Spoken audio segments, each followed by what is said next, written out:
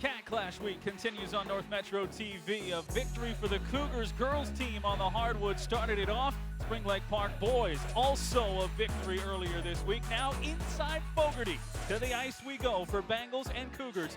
Part 2 of the season. Cougars got the first, a 6-4 victory. That was at home. Now they have to come to Fogerty, where the Columbia blue-clad Bengals have revenge on the mind. The CATCLASH continues. Number 2 next on North Metro TV. Game time. Game time. Suit up. It's game time. Yeah. Game time. Game time. Suit up. It's game time. Yeah.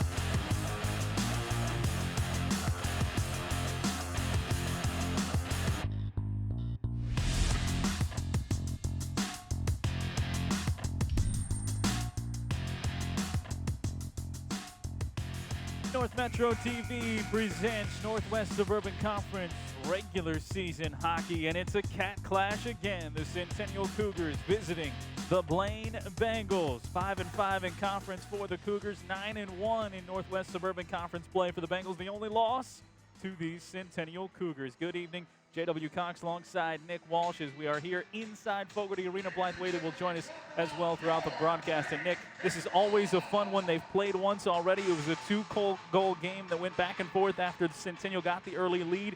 You always know it's going to be a battle when these two teams are out on the ice. Yeah, absolutely. And you look at the history over the recent past. Blaine has an 18-13 lead over the last 10 or so years between these two teams. Blaine won all 3 games last year, but Centennial gets the 6-4 win in the first game of this season. The only blemish, as you mentioned, on the conference slate this year for the Bengals. There's some seniors who are coming down the stretch of their senior season. One of those for the Cougars is Tommy Carls, and he is closing very well down the stretch of his season. He's going to have to be good tonight. Assisting has been one of his biggest strengths. He's also peppered in a couple of goals throughout the season. Tommy Carls, the offensive attack for the Cougars is going to have to be big, averaging 3.5 goals so far this season. Carls has been right in the middle of that on the top line. Another guy in the middle of that, Josh O'Hara, another senior, 10 goals on the season. He's got to get it rolling tonight as well. You know, Nick, in these games late in the year, you have to rely on those guys who are trying to close things out strong. Yeah, absolutely. They're going to be your leaders, and that's what has happened here for Centennial. Josh O'Hara scored 2 goals against Blaine. He also scored 2 goals in their last game against Brainerd, in a Brainerd team that was coached by former Bengals head coach Dave Haas, a longtime coach here. And Carls, as you mentioned, he's been tremendous, leading this team in assists and has 7 in his last 5 games. So he's been a perfect helper on this team for the Centennial Cougars. You look at the Bengals, maybe nobody deeper in the state, or at least they can match up line for line with a lot of different teams. A guy on the second line that helps lead is Hunter Hansen. 24 points on the season. Hansen, a lot revolves around him and those top 2 lines. They'll need all 3 lines working today. Yeah, Hunter Hansen leads this team with 45 points on the season. He's one of 11 different players that are scoring in double digits. As you talk about Hansen, he scored in 5 straight games. So coming down the slope here, these last games before the playoffs, he's hitting his stride. Zach Busick, his helper on that second line as well. He's brought the scoring to line number 2. Another couple seniors to take a look at in this game. Cougars and Bengals. It was a 6-4 win for Centennial the first time they met. What is in store for us at Fogerty tonight? Come back and find out as our second CATCLASH on the air of the week comes your way from the ice. Bengals and Cougars drop the puck next on North Metro TV.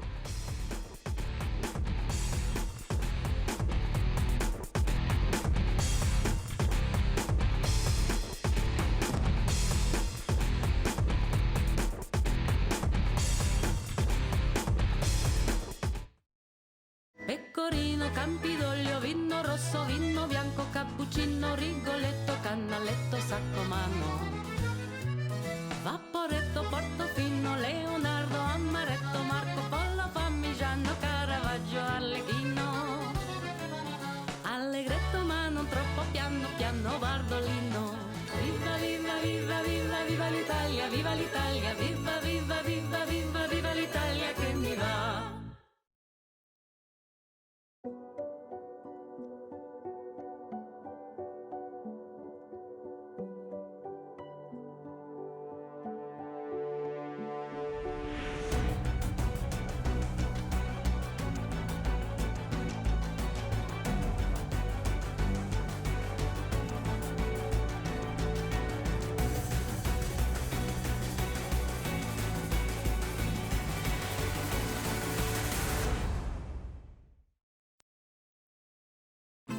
an apple core, or potato peels. That leftover pizza you promised you'd eat. Ew! Those dirty napkins and paper towels. Stop treating us like garbage. Did you know up to 30% of what you're throwing away could be composted? Composting gives your discards new life, which can be used to improve soil. To learn more about the new organics drop-off programs available throughout the county and get your free starter kit, go to anokacounty.us/organics.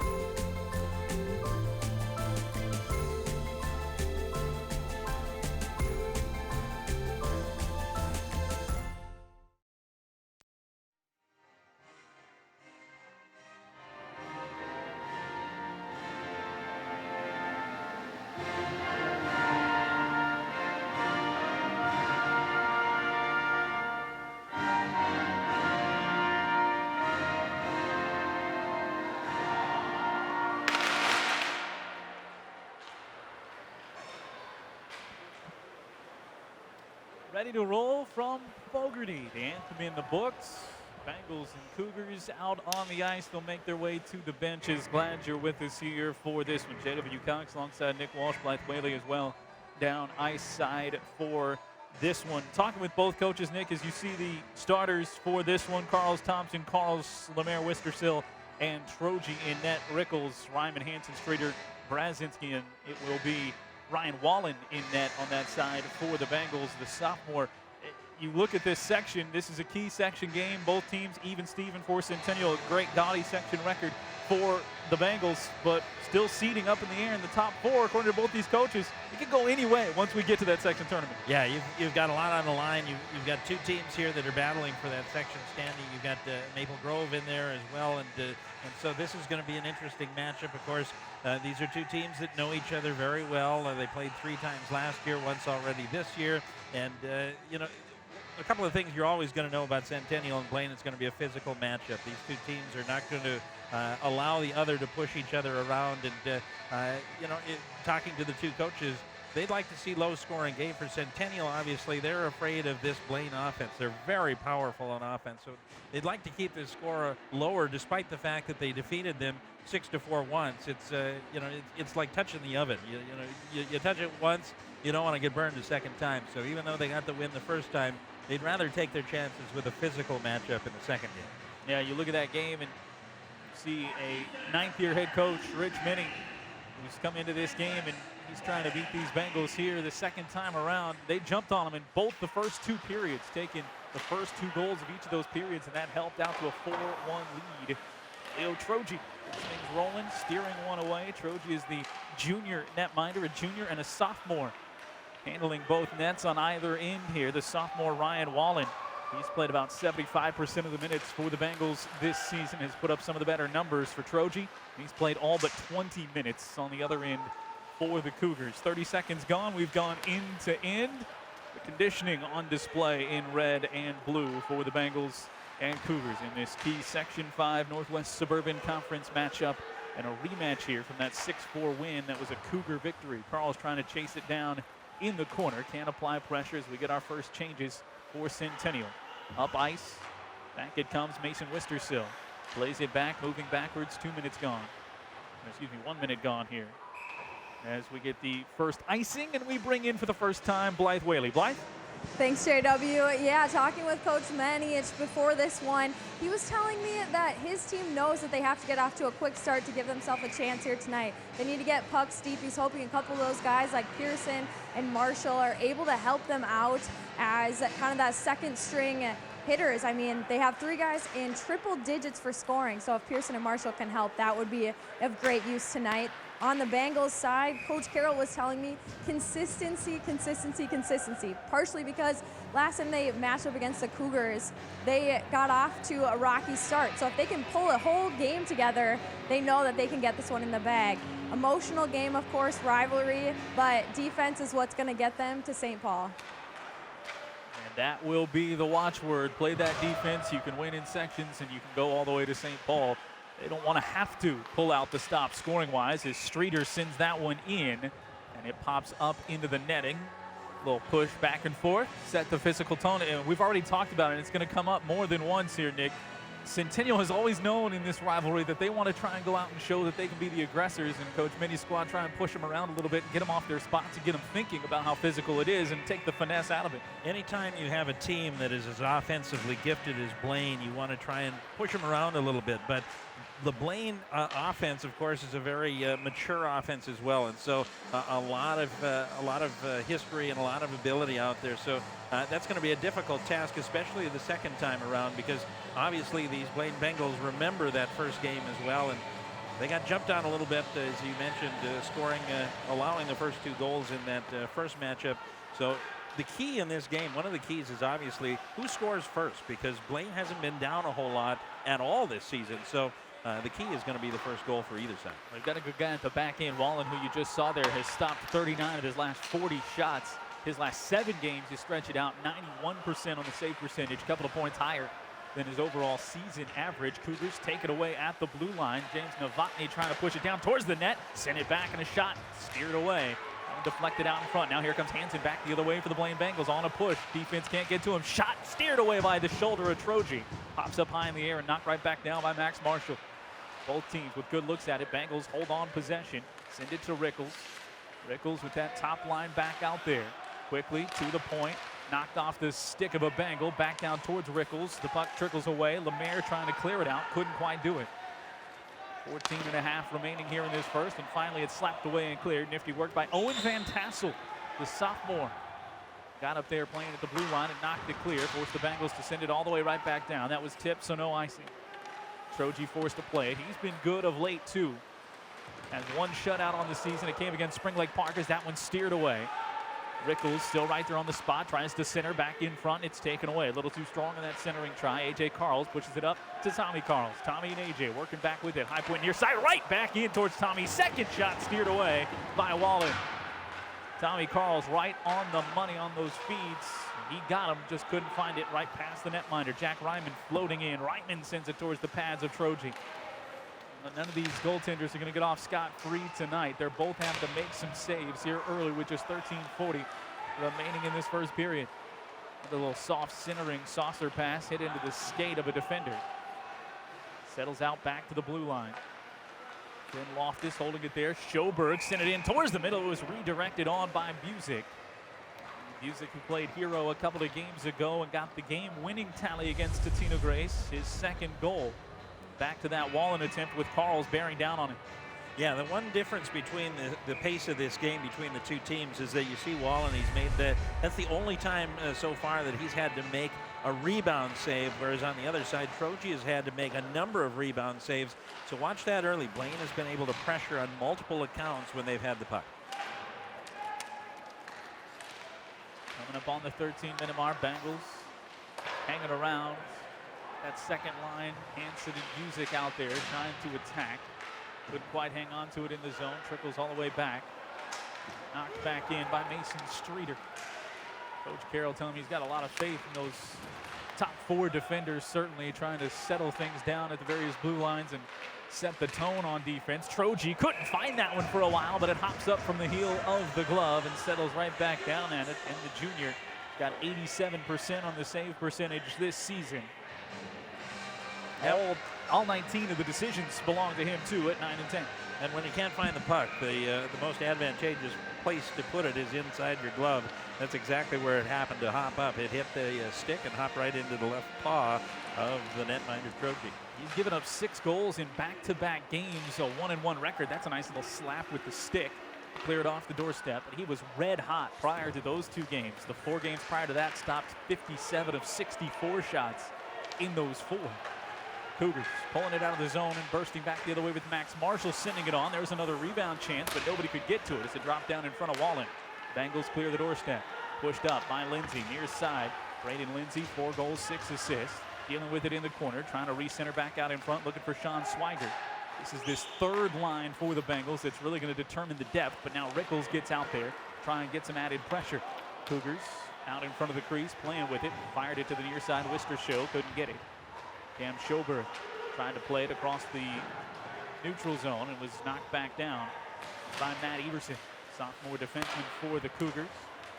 Pass careens across in front of Wallen. He steers it away. Puck tapped around at the blue line. Taken away. Carls both stay on side. AJ dumps it down easily in past the circle. Allows the Bengals to get there to it. Under 12 to play here in this first. We're still scoreless. Hansen sidesteps a defender. Gets to the blue line himself. Takes the shot from inside the circle and can't fire it home. Didn't get a whole lot on that, but the Bengals trying to maintain possession. 11.5 remaining here in this first period. Both teams a spirited first period so far, skating up and down the ice, getting some opportunities against the goaltenders. 5-4 shots on goal in favor of the Bengals. Troji surveys. That one did clear out past the blue line. So neutral zone face-off coming up. Really like the way the Centennial defensemen are playing early. First AJ Lemaire out front earlier on the previous line with Schweiger right out in front, really clearing people out right in front of the net. And now also Mason Wistershill, he was stuck right on Rickles on a number of occasions. He was following like a shadow. So defensive play early is pretty solid for Centennial. That one steered away. This is, of course, one of our premier CATCLASH rivalries. As Nick mentioned early, 18 wins for the Bengals since 05-06, but very narrow there with just 5 games separating. Cougars, in fact, over the last 10 have the edge by a game. Bengals swept all 3, including in the playoffs last year. See the coach's record.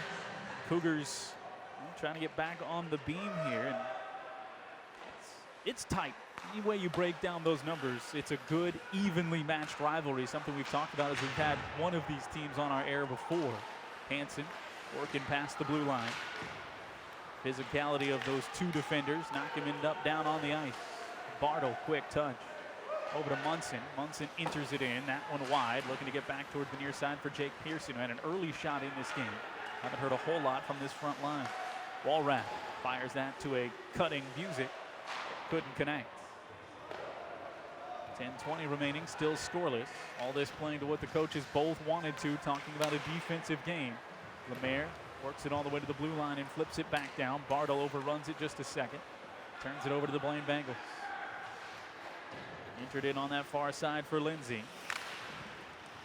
High praise from the head coach Chris Carroll in his 6th season for this third line. Maybe not always showing up in the scoring, but doing a lot to keep pressure on while those first 2 lines get those breathers.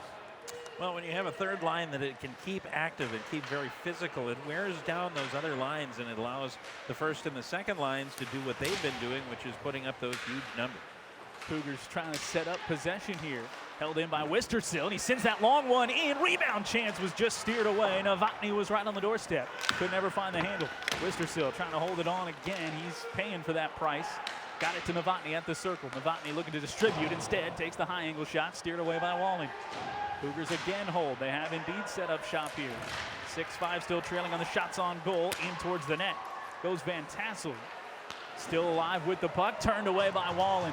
Hard shot right off the pads. Owen Van Tassel, a couple of goals and an assist. That one knocked away by the stick of Wallen. He's on his toes right now as they keep hacking at it. Shots have been tied up now at 6 apiece. Short angle again through traffic, no good. Van Tassel doggedly after it. Eventually knocked away, and Lindsay clears towards the top of the zone and eventually towards the top of the student section to settle us down finally at a break. That was the best offensive possession Centennial's had by far, as we watch a number of different opportunities on Wallen. There a chance for Novotny. He couldn't get a stick on it, and then another rebound comes from behind and a chance here for Van Tassel. It's important for Centennial to show that they can put offensive pressure on this defensive Blaine, just because we know that Blaine's going to probably score some goals. It's going to be more important for Centennial to get the goals than Blaine early, because if nothing else, prove that you can be here and be part of the offensive zone. Knocked down by A.J. Carls. Tommy working right behind him on his left hip. Thompson trailing in as it's peeled behind the net by Cam Schoberg. Cougars have been outshot in 2 straight games, just by 1 in a victory over Brainerd in overtime. But cut outshot by 18 against a very good Andover team. Huskies are proving that they're earning that number 2 ranking that they carry into today in the state. held them to just 11 shots on goal in that game. So you talk about defense winning some contests. Andover, they put up 6 goals. Yeah, I think you're going to see some differences in Section 7 AA this season. Back to Carls. AJ trying to skate it through the defensive work of Schoberg. Couldn't quite do it. Now those two pinned in there. Leaves Ryman to try and peel it off, and he does as we go under 8 minutes to play. Hits Hansen. Hansen on the move with Lemaire on his hip. Takes the shot. Lemaire just got a piece of that to steer it up wide. Rickles tracking down after it. He and Ryman after the puck. That one squirts free, and it's going to get all the way back for an icing and bring us back to a pause. With this first line now trailing off, you get line number 2 with Hansen and Busick. Walraff 2. And you talk about that Andover team. They are a solid team this season, coming in a record of 16-3-1. And you look at that Section 7, which is always dominated by Duluth East primarily and Grand Rapids secondarily. They're coming in the 3 and 4 seeds. Andover and also Forest Lake with Matty Holm, the goaltender, up there. A solid 1-2 and a little bit different in 7AA this year. Hansen trying to sneak his way in front. The puck rather was just poked off his stick. Now the Cougars under control can sprint it out of the zone courtesy of Josh O'Hara. Leaves it up tight for Wallen. Try and play that one. Wraps around the boards on the near side. Munson tries to hold it in, but he's outnumbered by the Blaine Bengals. And our first penalty of the evening is going to come up. We're going to have interference on this play, and so it appears that the Blaine Bengals are going to go on the power play for the first time this evening, where they've been a very solid 32.6% on the season. Centennial, meanwhile, coming in right around 75% on the penalty kill. So definite advantage here for the Blaine Bengals. Bengals 3 straight wins and 3 straight games in which they've scored on the power play. They are 3 for their last 6. So trying to get that first tally of the game with 7 minutes to go and doing it with the advantage. Hansen wide open in the middle. He shoots and scores. Can't leave him with that much space, and Cole Hansen's 20th of the season puts the Bengals up 1-0. Yeah, on the first shot of the power play, and we've seen this before from Hansen setting up on that left-hand side in a wrist shot, and I don't believe Croce ever even saw the puck. He was looking behind him before it even got past him, as you see here. Setting up, getting the pass back, right out front. And yeah, right in the upper left-hand corner. So a power play goal, the 16th of the season for the Blaine Bengals. Puts them on the board first. It's Hansen's 20th overall, and so already we've got a change in script from the first time these two teams met. Cougars never trailed in that game. Bengals gave up 2 early.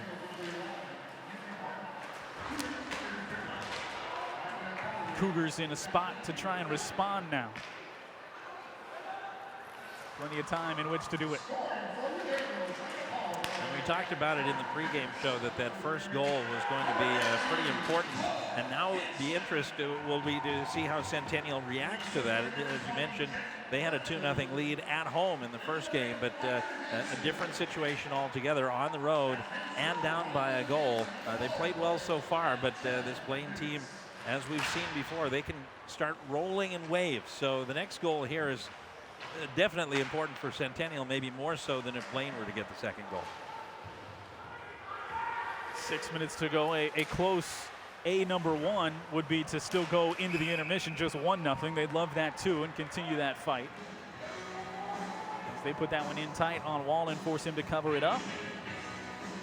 Well, the key for Centennial is going to be to limit opportunities altogether. I mean, the fact that they gave up the first goal on a power play is unfortunate if you're a Cougars fan, but that's what happens when you give up an advantage to a team like this Blaine team. They're just going to come at you in waves. On 5-on-5, you take a player off the ice, and it's going to be even more so. Bartle had a quick shot from the point.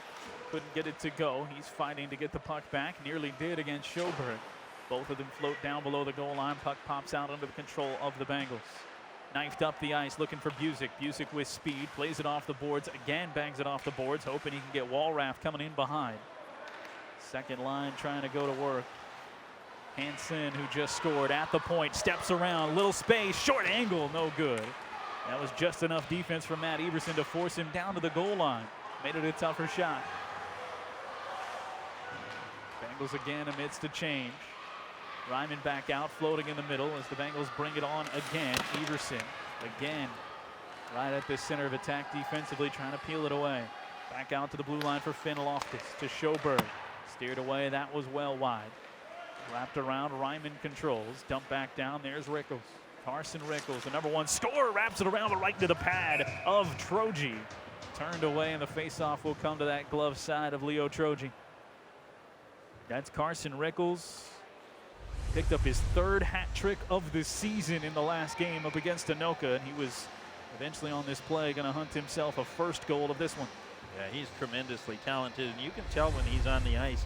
It's just a little different flow. He's just such a smooth skater out there, and his stick handling skills are very solid as well as he takes a shot there. Cougars nearly had the turnover twice, and it bounced to the Bengals and turned into that Rickles opportunity straight away. Just enough recovery there. Now they do peel it away with A.J. Carl. Carl's, both Tommy and A.J. working with it, and it looks like A.J. drew the penalty. So now the Cougars, that golden opportunity, exactly the same that the Bengals got the 1st goal. Will go on the power play here with 4:25 remaining in this period. Now this will be a holding call against Brzezinski. He just got a hold of the offensive player and locked up, and so Centennial is going to be on the power play for the first time today. They've been pretty decent on the power play as well, about 25%. Blaine, if there is a downside or a soft spot in their team, it might be this penalty kill. Just 75.4% on the season. They've allowed 15 power play goals this season, including 2 last time, and now 1 right here. Short angle, knock it home, A.J. Carls.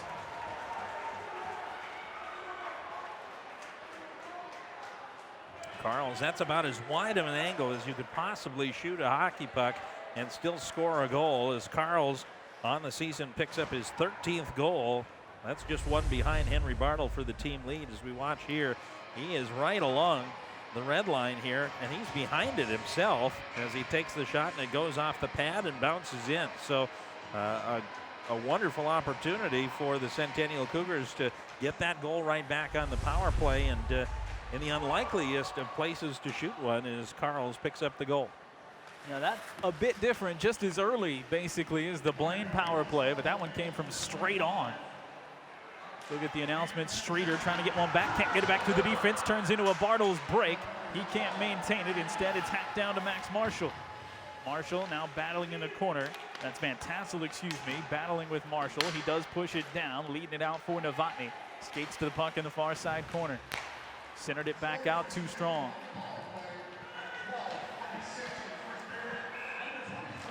Offsides will slow us down.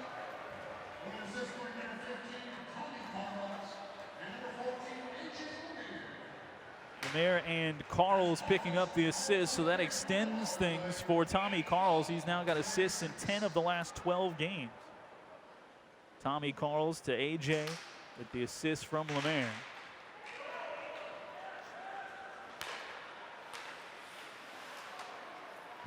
And as I mentioned before, that was a huge goal for Centennial. Just for a confidence standpoint, you give up the 1st goal on the road. You want to pick up one against a very high-octane offense in this Bengal team. Dangerous shot from the point that was steered away by the pad of Troji.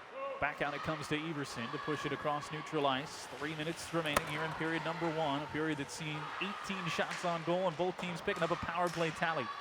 Didn't have to spend too much time on the power play. First shots of each attempt go home. Ryman looking for Hansen, leading him ahead a little bit too much. Puck tracked down by Carter Korkowski.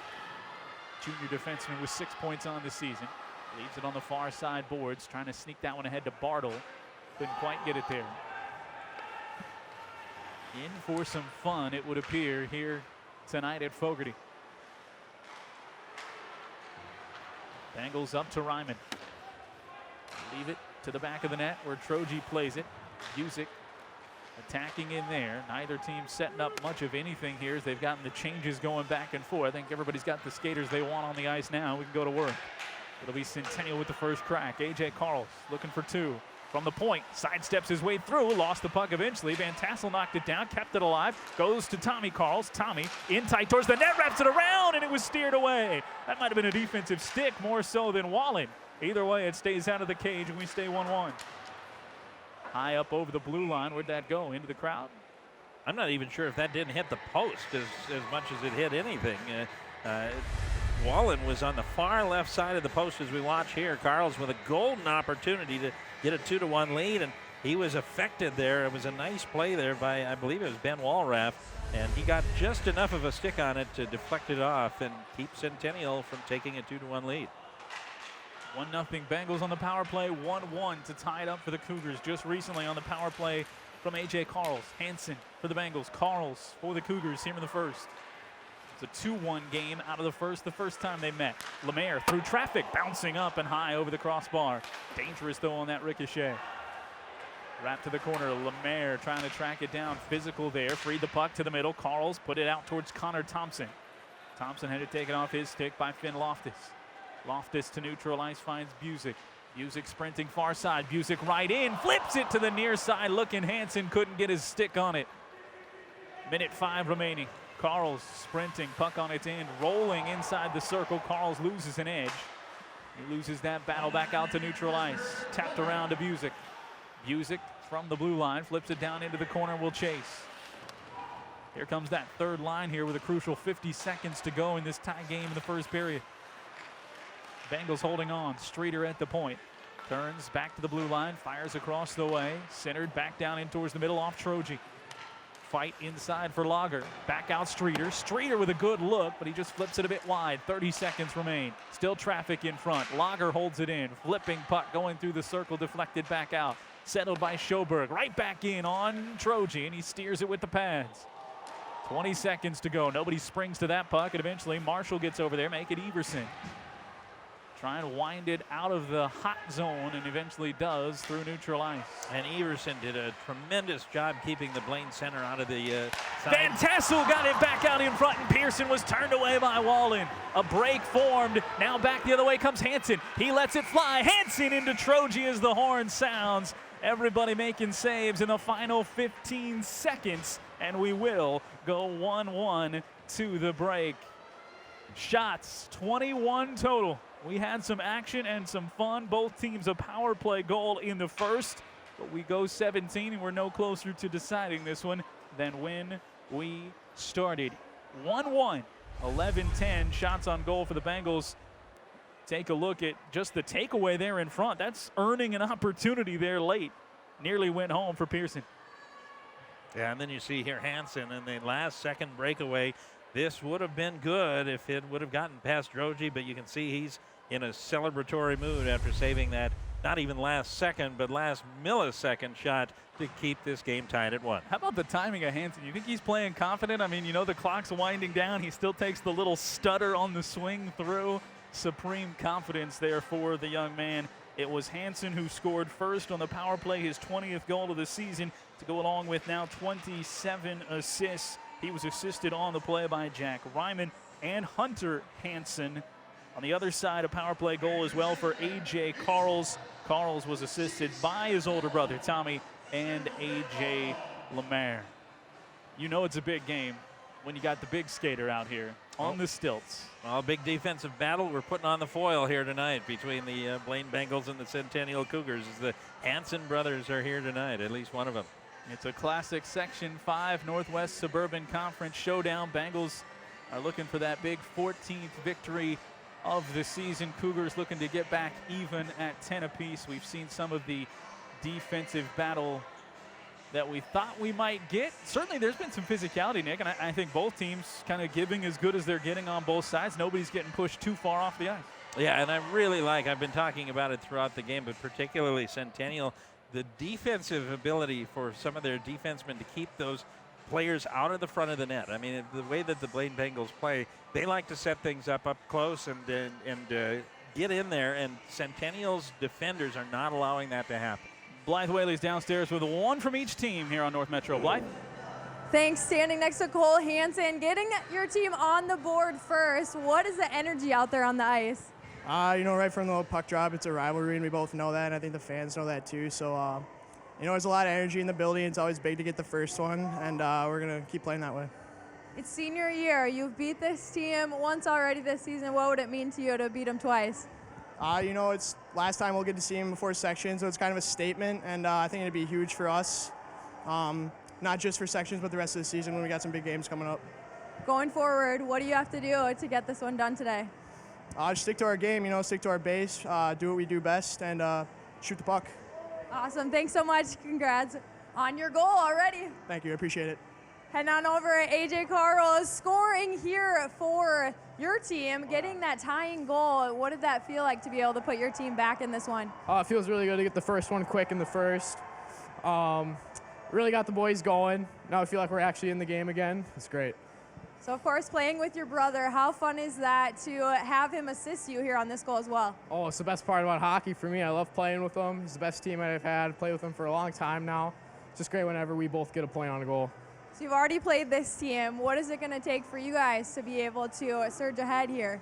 We're just gonna need to keep the energy up, keep hitting, keep getting shots to the net, and just keep moving the puck in the way we play. Well, congrats on the goal. Thanks so much for your time. Of course. Back to you, JW. Thanks a lot, Blythe.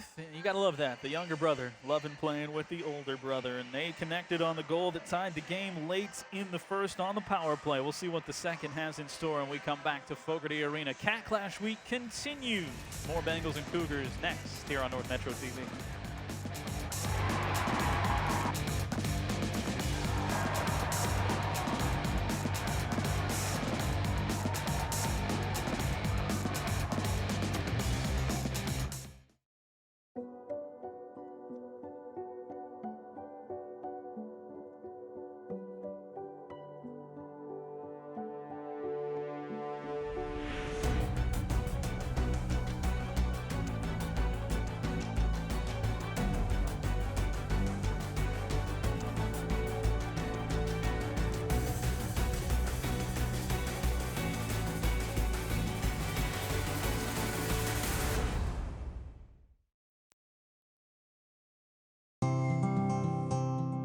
Blaine, Minnesota, located just 15 miles north of the Twin Cities of Minneapolis and St. Paul, is one of the fastest growing full-service communities in all of Minnesota.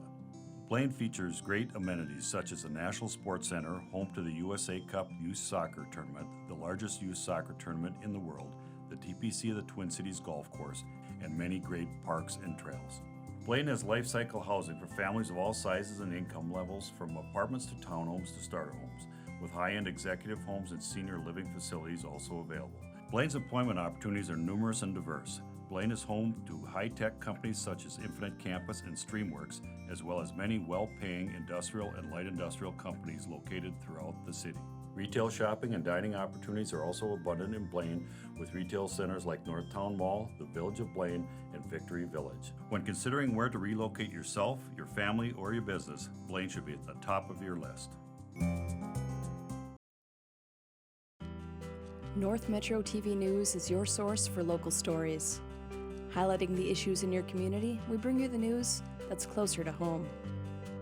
Join us as we explore the stories all around us, every day at 2:30, 6:30, and 10:30.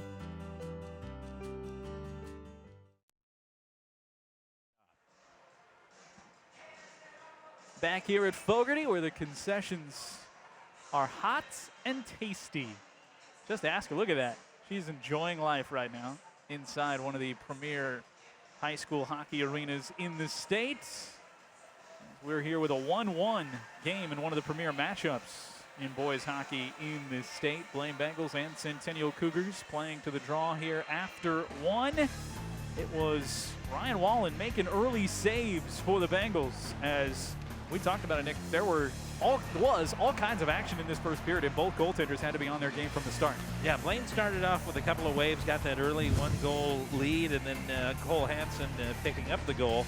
And the pressure was on early for Blaine as they had quite a few opportunities, but it took a power play before they were able to get on the board first. Yeah, he set up shop right there in the middle, able to beat Troji. Defense was shifting, and Hansen didn't wait too long. Nets it up over Troji. It was 1-0 at the time with 7 minutes to go. We went 10 minutes or nearly there, scoreless. AJ Carls had some early chances, but it was eventually this one. Try that twice. From along the goal line on the power play, sneaks it in there. Yeah, and that tied the game. That's the 7-10 split of hockey goals right there. Tried to do it more than once. maybe in a lifetime. You're standing behind the red line, the puck is just in front of it, and the way the puck bounces sometimes works out. Some puck luck for Centennial to tie the game at 1. And they were that early in that power play. That was the very first shot they took, just seconds into it, so why not? Fired it towards the net, and that one went through, and that's where we sit. Tied at 1 apiece. Hansen on the power play. Carls on the power play. We'll see what even strength has in store when we start the second intermission as the Cat Clash continues on North Metro TV.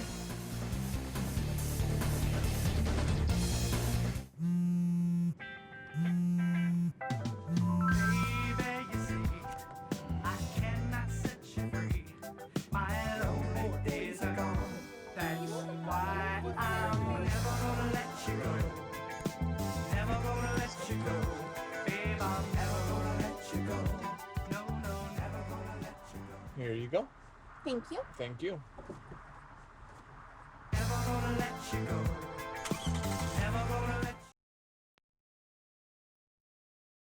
Bye-bye.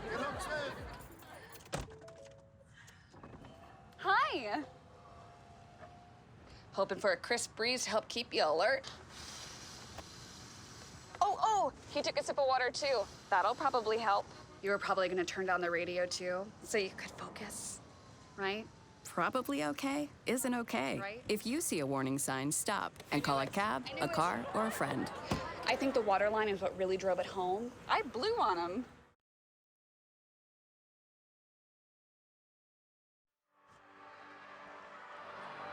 Back once again here at Fogerty Arena as the Blaine Bengals and Centennial Cougars prepared to duel here in the second intermission. J.W. Cox, Nick Walsh, Blythe Whaley, our entire North Metro TV crew. It's game number 2 of CATCLASH week.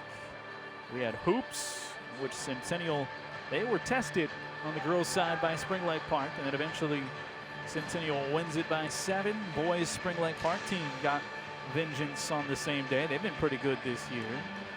And now we go Bengals and Cougars the next 2 nights. Tomorrow it will be girls hoops between the Bengals and Cougars, but we've still got, Nick, a whole lot to decide in this one. I thought energy-wise, intensity-wise, both these teams flew out of the gates, obviously, and now we'll see which one maybe can find an edge in that coming out in the second and kind of keeping that needle pushed to the edge. Yeah, so far it's been exactly what I think both coaches were hoping for, a defensive, physical battle. I think Blaine has established themselves a little bit more offensively, even though they've both just got the 1 power play goal. Blaine has had a little more opportunity in the offensive zone.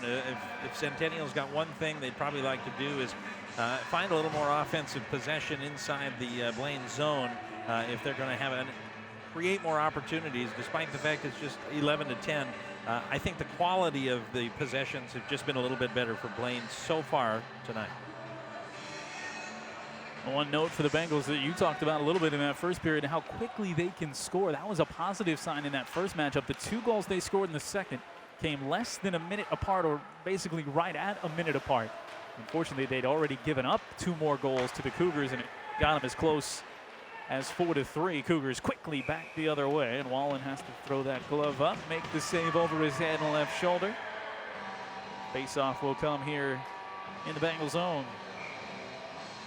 Quick 19 seconds in, and a shot for the Cougars. Mentioned Centennial's been outshot in their last 2, but they had outshot opponents in 3 straight, finding their way to putting shots on net. Quickly off the face-off, Carls flung that one wide, gives the Bengals a chance to clear, and they do. Rickles, but can't get it all the way past Lemaire. Turns and pushes it right back in. That was the first name out of the mouth of Coach Minnie when I asked him about his defensemen. And it's been Lemaire who sets the tone, but he liked overall that unit, the physicality that they bring out there, not just against the Bengals, but overall. Now whistle, and we're going to have another penalty on Blaine, and so an early chance here, 40 seconds into the period. Yeah, this is a high sticking call coming up against the Blaine Bengals. It's going to go against Jack Ryman, the junior forward in the corner. He's questioning what the call was for, but the penalty nonetheless is going to go against the Blaine Bengals. Both these teams 1 of 1 on the power plays. Let's take a look to see. And there he made contact with the head and the face with the high stick, and that's going to be a call just about every single time. No chance to settle in on either of the first 2 power plays for these teams. They both scored seconds in on their first shots, trying to do it again, but it goes into the knee of Josh O'Hara instead of the stick. It comes up empty. Cougars couldn't clear it under control and slides back out of the zone. Cougars, the power play in the first period was their 17th power play goal, which is actually now one more than the Bengals, but the percentage much lower. Cougars have drawn now 67 penalties on the season, just to the Bengals 47. We are 40 seconds gone in the penalty. Bengals able to clear it under control. They do have 6 shorthanded goals.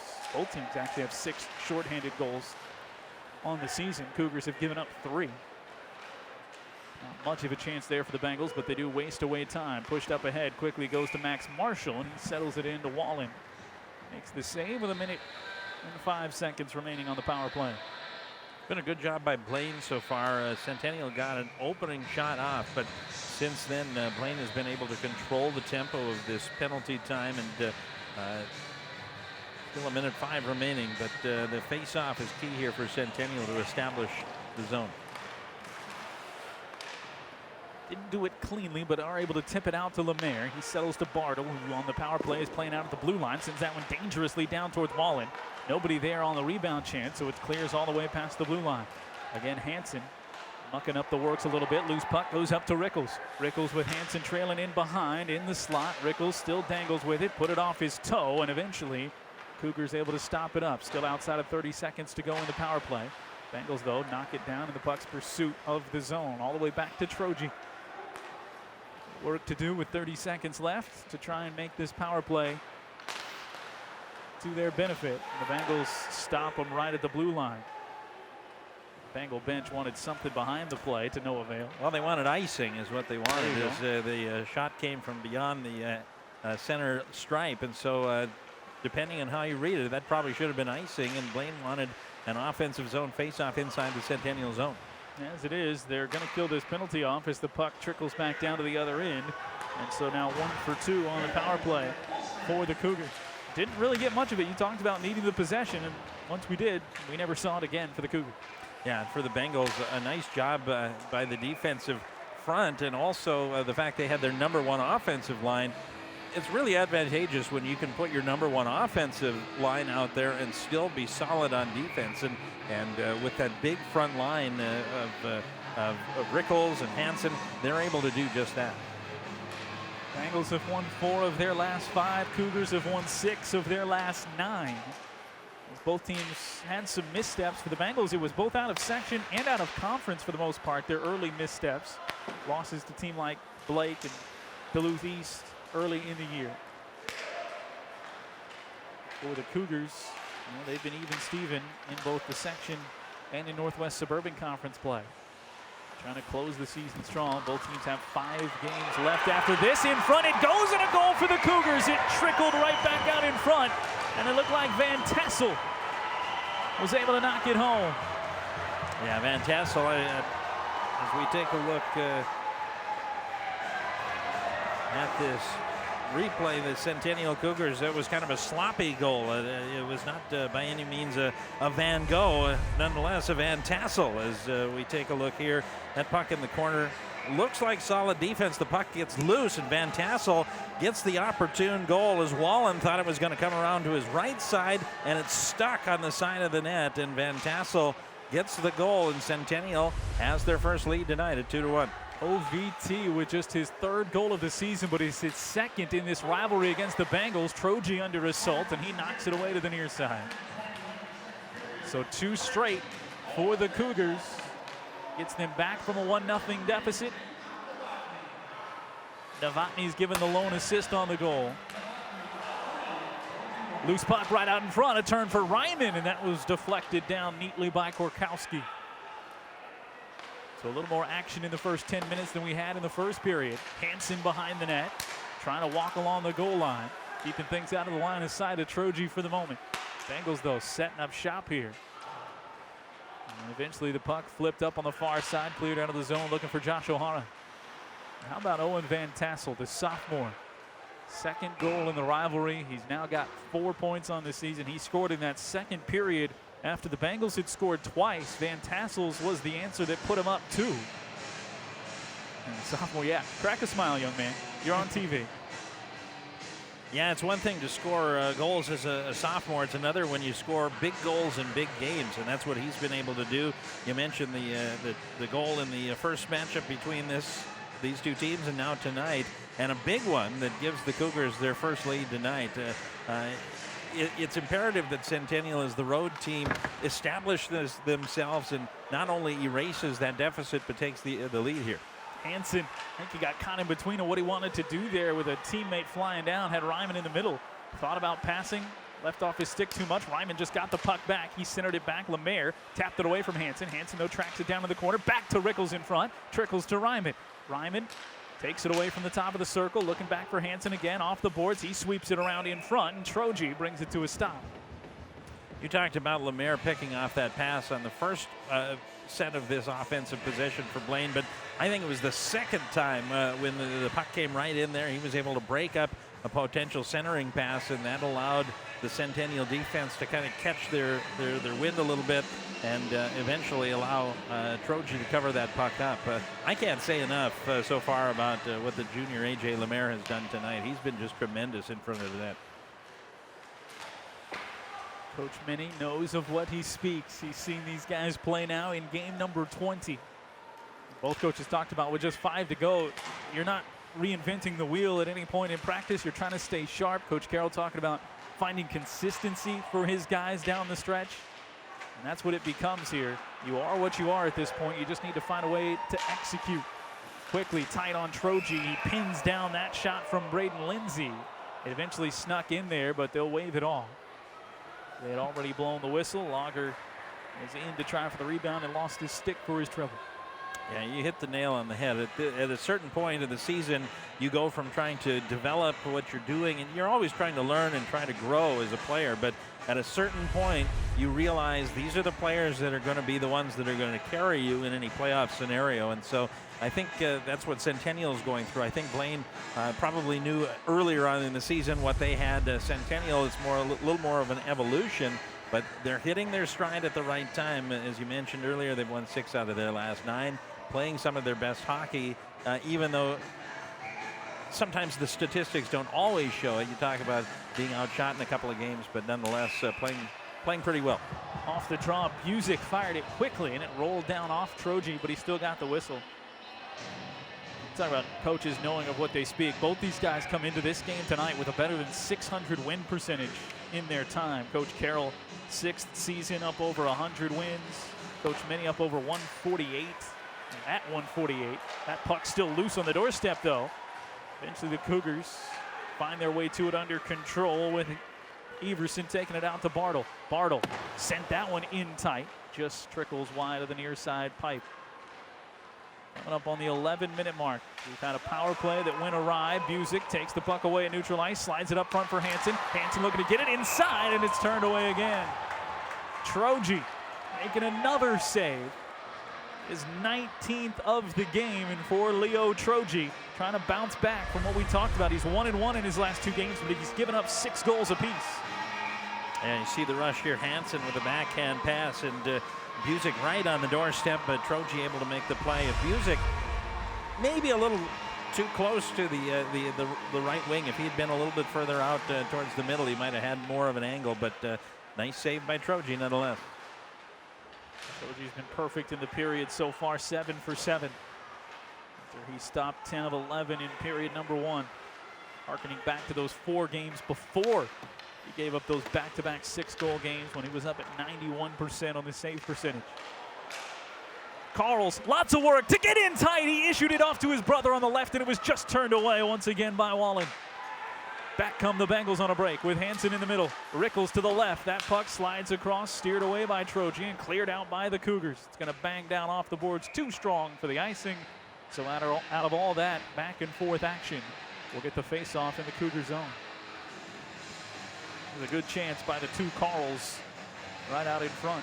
Well, and it was a good icing for Centennial. It was a quick icing, but it also takes the Blaine #1 line off of the ice. By doing so, by clearing the ice, they make a change, and now it's the #2 line for Blaine, and so they are able to, anytime you can take that #1 line, Ryman Hansen and Rickles off the ice after a play like that. That's probably a good maneuver by the Centennial Cougars. They've made Rickles' life tough so far. I mean, you can't give him any sort of space. He can play through a lot.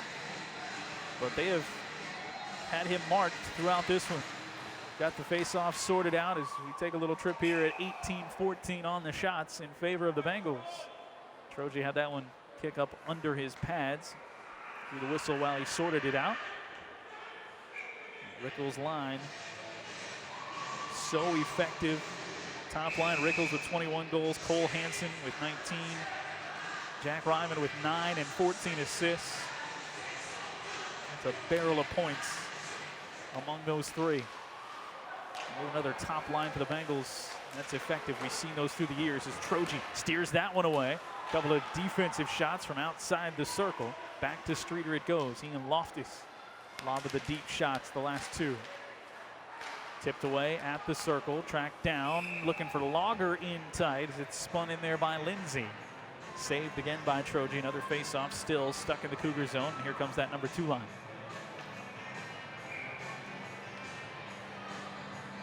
Not a lot of overall drop-off in the production. Hansen and Busick, 21 between those two. You chip in 5 more from Ben Walrath, 4 more, excuse me, from Ben Walrath. Well, the numbers for the number 2 line would be good numbers for most number 1 lines. Traffic in front again, and Troji able to glove this one, so they can't get out of this end. But with just under 10 to play, Troji's holding his own. Again, he stopped 11 shots already in this period. And you look at Hunter Hansen's got 24 points, Zach Busick with 26. It's not in the 40s like that number 1 line, but you'd still take it on most occasions. Ooh, bouncing puck was tapped a couple of times. Troji had to keep an eye on it. Fortunately, bounced wide. Would have been interesting to see that on net. Bengals still keeping the pressure on. Defender slipped. Munson regains control of his skates. In behind the net, was able to tap it over to the far side. Pearson pushes it out, got it to Lemaire, trying to hit O'Hara, taken away by Loftus. Loftus trying to work it back in. I think the Bengals were offside. Tapped around and controlled by Munson. Unabated, he goes across the Bengal blue line, fires that one wide to the near side. Cougars, just like in the first, being outpossessed by the Bengals, certainly, though they've got the goal lead. Busick back the other way, finds Hansen stepping around. It's knocked away, and Lemaire again getting in the way and making things difficult. Oh, another tremendous play, diving in front of the puck. O'Hara sends that one from distance, and it's deflected up into the netting, so they'll get their face-off, at least in the Bengal zone, as you see Lemaire's defensive chicanery the last time down. Yeah, you can see he's going all out tonight, whether it's manning up against whoever's in front of the net or diving in front of pucks. He's certainly showing his worth here tonight against the Blaine Bengals. What can the Cougars do with this possession but not win on the face-off? Caden Brazinski tries to clear. Stuffed up shy of the blue line, but a chance for Schoberg. He loses an edge. Right there's Tommy Carls to take it away. Fending off a stick on the ice. Bengals were able to push it out. Reset defensively. Connor Thompson hunting the puck there. So is A.J. Carls on the near side. Held back in by Everson. Carls peels it off the boards. He's got Tommy at the slot. Takes the shot and it's too high. Good look, floating to his left. Just sailed high. Bengals now on the push. Rickles had that go off the heel of his skate, or he might have had a break. Troji catches up to it and sweeps it clean. Gets back into the cage with the Bengals pursuing. Being outshot 12-6 here in the second. Good step around. Inside goes Ryman, back to the goal line, looking to feed. Rickles was in front. He couldn't find the handle. Ryman wisely just settles in with control, and a whistle is going to bring us to a stop. As the net deemed off kilter, and indeed was. Bring the line changes. Troji will have to take a look at another face-off. Bengals put up 55 shots in a 9-0 win against Anoka. Closer game at Maple Grove when they won 2-1 in overtime. Outshot the Crimson 36-28.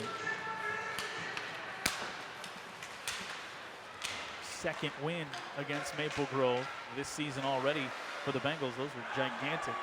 Maple Grove number 5 in the state right now as Schweiger takes the deep shot.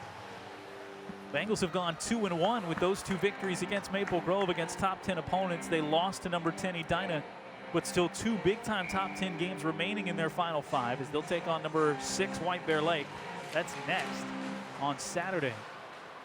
And they'll have Andover in the season finale February 15th. Andover number 2 in the state, White Bear Lake number 6. Loftus will chase this one down, the icing waved off. Only goal in the period, even strength for the Cougars. Bit of a dirty goal for Owen Van Tassel. Still stands as a lead. Loftus knifing his way in, eventually down to the deck. The bench wanted the penalty. They're not going to get it. Cougars do just poke it out of the zone. Now they free it up here to the near side. Wistershill make it Marshall driving it in, and he pushes it too wide. Cougars, though, trying to set up shop. Van Tassel, just speaking of, in the corner, off to Novotny.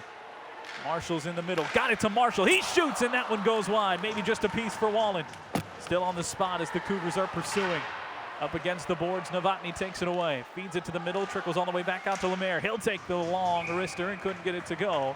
Deflected high, and now we got the pushing and shoving with Streeter in the face of the sophomore Van Tassel. A senior and a sophomore going at it. And we've had pushing and shoving all night here at Fogerty. Had a little bit of that in the JV game beforehand. And now players getting a talking to and separated here. We've talked throughout the night about Lemaire, but Mason Streeter, the big defenseman for Blaine, he's also been working out front. And he had a little go with Van Tassel there, and Van Tassel's given up about 8 inches to Streeter on the ice. But Van Tassel, I think he wanted to go. He didn't back off. No. Nobody backing off.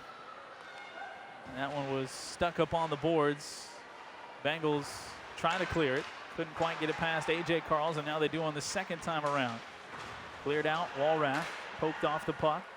Lemaire will track it down. The interesting note, you get the pushing and shoving in the heat of battle here, but all these players at the youth level on have played against and sometimes with one another up here in the North Metro. And after the game, there's a lot of handshakes and smiles from different jerseys as Carls works his way in, finds Tommy, back to AJ for the score, and the 2-goal lead for the Cougars. And second goal of the game for AJ. He picked up the first goal on that power play, if you remember that wide angle shot. And now this one, a little tic-tac-toe action out front to get the 3-1 lead. And for the second time this season, the Cougars have found their way to a 2-goal lead here with 6:04. They had a 2-0 lead in the first game of this series, and now find themselves with 3 unanswered goals after Blaine scored the first goal of the game tonight. Talk about guys that have been doing it together for a long time. Just like in the front driveway for the Carls back home. And this time a little more on the line. That's a big hard check into the boards. That's going to draw a penalty. It is. Ryman looking around, but the way that hit ended, that's going to draw the eyes of everyone. Carter Korkowski does hop up. And we'll take a look on the video if it was as bad as the end of it looked. The actual contact into the boards.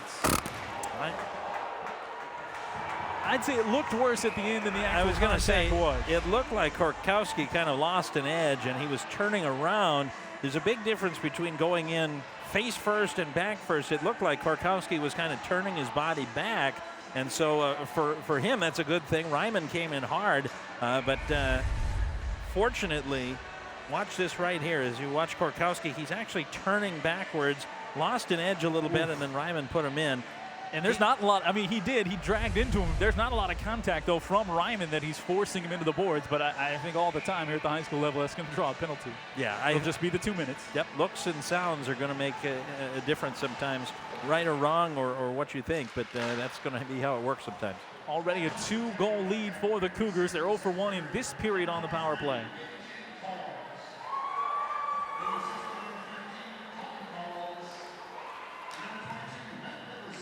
Another good opportunity. Blaine clearing out the zone early. We saw that in the first power play, or the most recent power play. Blaine was able to really establish themselves defensively, and now a chance for them here. Hansen trying to go short-handed. They've got 6 of them this year. He's eventually walled off by 2 defenders. That's Lemaire again, along with Max Hamstead down there. Check that number 11, Henry Bartle. Bengals, though, owning this penalty kill. Didn't get past Bartle at the blue line. Bartle trying to walk his way in. Couldn't quite do it. And the Bengals will shove it clear again. Force Carl. Bump it back down.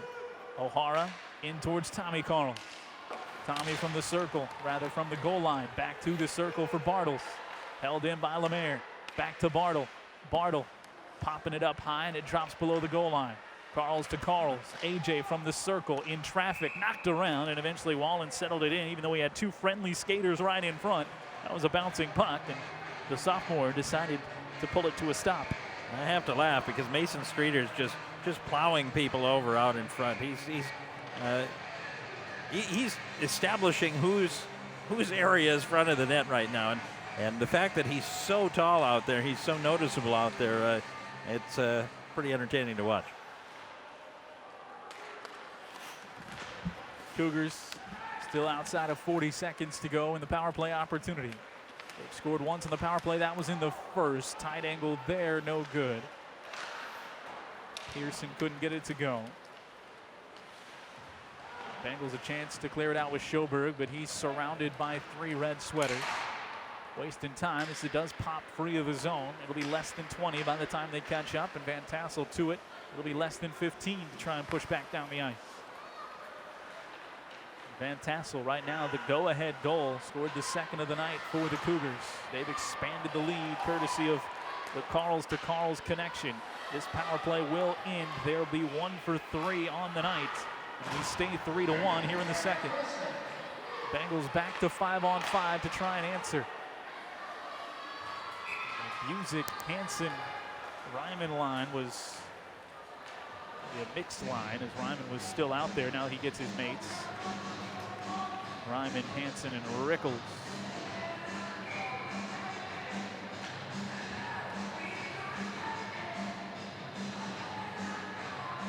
Golden opportunity here for the Cougars. Win this face-off, spend some zone time. It was stolen away there behind the net by O'Hara. He couldn't maintain possession. Ryman flying in to bother Bartle. Bartle cuts dangerously in front of his own net. Supremely confident in the stick handling. They let all kinds of contact there go as Rickles fired that one quickly. The defense crashing. Easily steered away by Troji. Punched out of the zone by the Cougars. And Bartle can't get there in time. It was not tapped. That one nearly bounced directly towards the net to save the icing. But back the other way will come with just outside 3 minutes to go. Well, and then depending on how the bounce, it almost came right to Bartle, and he would have been behind the entire defense for the Blaine Bengals. And so a little bit of a fortunate circumstance there for Blaine that puck kind of went in between the two. Didn't go on net and didn't end up on Bartle's stick either. Bengals looking for some kind of answer. They're out shooting them 25-20 in the game, including 14-10 in the period. They trail 3-1. Keeping it away from the Cougars, who center back to AJ Carls. Cycles it back around, dumps it down low for Thompson. Thompson will backhand it deeper, but it's intercepted by the Bengals. Pushed up. Rickles off his heel again. Those forward passes up to him have been just a little bit off and behind. Stopping some breaks. Now Rickles feeds that one back deep. Troji watches that one go wide. We've got a penalty coming up. And we will, in fact, get a power play for the Bengals. And this was on the part of the game when Rickles tried to come around that net. He got held up a little bit. So I believe holding is going to be the call. It is, and it's going to go against Matt Everson, the defenseman. So Rickles has been held at bay, but in this particular instance, he was held by arm, and so it's going to be a power play here for the Bengals. They'll go Busick, Schoberg, Brazinski.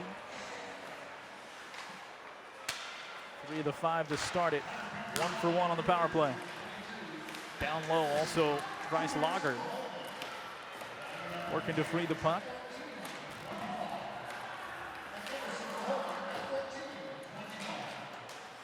It's going to take us most of the way the rest of the second period. Pearson knocks it away. Busick over to Streeter, who's the 5th out there on the first power play attack. Loose puck over to the far side. Forces Schoberg to come all the way down and pick it up and play behind his net. Pretty good penalty kill so far for Centennial. They're being really aggressive on the defensive prowess here. Cougars stopped 4 of 5 in the last game against Brainerd to help win that one in overtime. Gave up 2 power play goals 2 games ago in the loss to Andover. Given up 1 so far tonight. They've got the 2-goal lead. Coming up on a minute to go in the power play, just outside of minute 30 left in the period. Centering pass, never made it to its target. Backed out to Busick. Puts on the brakes at the blue line, fires back down, Lager at the goal line. He'll duck below the net. No one in particular home there at the blue line. 50 seconds remain in the power play. Lone goal of the game for the Bengals in this scenario. Brazinski tripped over the blue line coming in, and that allowed the Cougars to send it right back out to Bartle. Bartle shorthanded. Bartle played it off the toe of his skate, couldn't recover. 30 seconds in the power play. Back comes Hansen. Hansen in front. Bouncing puck, went high and handcuffed him. Rickles in with him now. Rickles, Hansen and Ryman. Loftus, the defenseman, out at the blue line. Ryman trying to win possession of the puck. Eventually has space. Hansen, if he wants it, finds Hansen to Loftus. Loftus with Rickles down below from the circle. Rickles back to Loftus, 5 on the timer. Loftus sends it through and deflected by Bartles. Loftus to Rickles. He wants to shoot instead. In front for Hansen. Rebound chance, Ryman. Stared away. Troji's on his back, and he still gets it clear. Flip back down as we're back to even strength with the Bengals still on the pressure. Under 25 seconds to go. Ryman centers that backhand in front. Off the stick of Hansen, and it was high. And with 17 seconds to go, another penalty. What a tremendous save by Troji here. The pressure came, and he knocked this one down. And on the rebound, he had to dive to make this play, and then finally cleared out by his defense. Boy, we talked about it throughout. Rich Menny wanted a physical battle, and he is getting it from his team tonight. And as you watch the body language of these two squads, Blaine is really frustrated right now. They're really frustrated that they can't get going what they want to do offensively, and that's a credit to the Centennial defense. Key call, not the penalty, but to push it down to the Bengals zone. And off the face-off, the Bengals win it here. Just 9 seconds remaining. Hansen got a late chance at the end of the first. Here the icing will stop it with 4.1 seconds remaining. Coach Minnie's squad will get another offensive zone face-off here. And quickly has his guys skate past him to yell something into their ears. Thompson will take it. He's got Carls to either side. Stuck in the middle with him. 4 seconds remain. Draw controlled by the Bengals, and they'll wind away the final 4 seconds. So a 2-0 period for the Cougars. Goals from Owen Van Tassel and A.J. Carls. Both even strength. And despite being outshot in the period, 14-10, the Cougars take a 3-1 lead after 2. And that's an impressive answer. Down 1-0 to score the next 3, spanning an intermission there. That's a message from the Cougars that they're here to play, and it's going to be a tough third. Well, I talked about it way back in the first period when it was 1-0 Blaine, how important that it was for Centennial to get the next goal. Imagine if they had not gotten that goal and Blaine got up by 2, it might have taken Centennial out of this game. Instead, Carls gets the power play goal. It gives them the confidence, and they were able to pick up the 2 extra goals here in the period. 25-20 shots on goal, 14 again in the period for the Bengals to the 10. Leo Troji, fantastic all the way throughout. So certainly early on, Troji had to face a number of shots in that period, and Troji was able to shut him down and keep this game at 1 goal because, again, the Bengals found their way to chances. They just haven't found the back of the net, or did not in that second period. Yeah, I think Centennial had better chances in the second period than they did the first, but Blaine certainly had good chances in the second period. And credit Troji for making the saves. Also credit that defensive line for Centennial to maybe augment some of those other opportunities that Blaine might have had if not for those defensive opportunities. Bengals not quite able to get out on those breaks and sprint ahead as we've potentially seen from the Bengals in the past. They are a dangerous team, however, headed to the third. 3-1, though. The Cougars have the lead, and Blythe is standing by with a couple of Cougars. Yeah, you guys, an exciting second period for you. Of course, Van Tassel getting the go-ahead goal. What does that mean for your team here going into third? Just a big push going into the third. You know, we got a good forecheck from Jimbo and managed to find the back of the net. So for you, I mean, out there on the ice, what is the energy now that your team is up here by a couple? Yeah, it's just great momentum going into the third. It's a big lead, obviously, and we need to hold it. What do you think is going to be kind of the difference maker here in this last period? Just getting pucks deep and hold them down below the goal line. Just working hard. Well, great job. Thanks so much. Yeah, thank you. Stepping on over, Troji, of course, having a tremendous second period. You were able to have, I believe it was for sure, over 11 saves in that one. So what does that mean for you in the goal to go into the third? Well, I'm just making the saves I need to, making my team happy. Yeah, it's great. It's great to make the saves I need to. So of course, I mean, just even that last minute of that second period, what was going through your head? How are you able to keep that one and shut up? Just keeping my emotions in check, not too high, not too low. Yep. What has this been like, sophomore on the team? How has the year been going? It's been great, having fun with my teammates. Thanks so much for your time. Good luck as we go into the third. Thank you. Not too high, not too low. The Leo Troji that's been sitting in the net, and so far, 1 goal allowed, and it came all the way back in the first. 3-1. We'll look at some of the highlights when we come back. Cougars have the lead, trying to sweep away the Bengals for the first time in a regular season since 2016-2017. More to come in our second Cat Clash of the week on North Metro TV.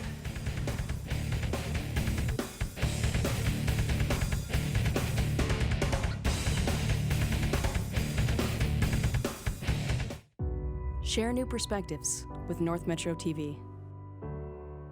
Capture breathtaking cinematic images. Business exteriors, scenic landscapes, sporting events, or community images.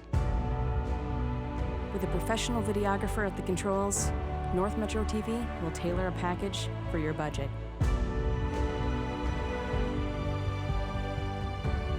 For high-quality photo and video aerials, contact North Metro TV.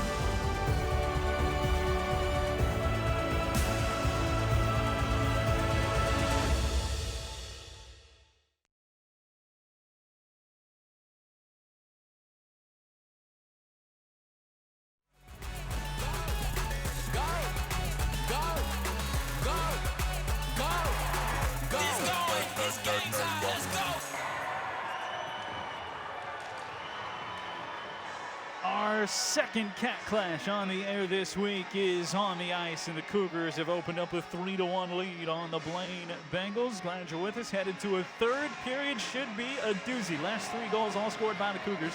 J.W. Cox, Nick Walsh, Blythe Whaley. All here at Fogerty.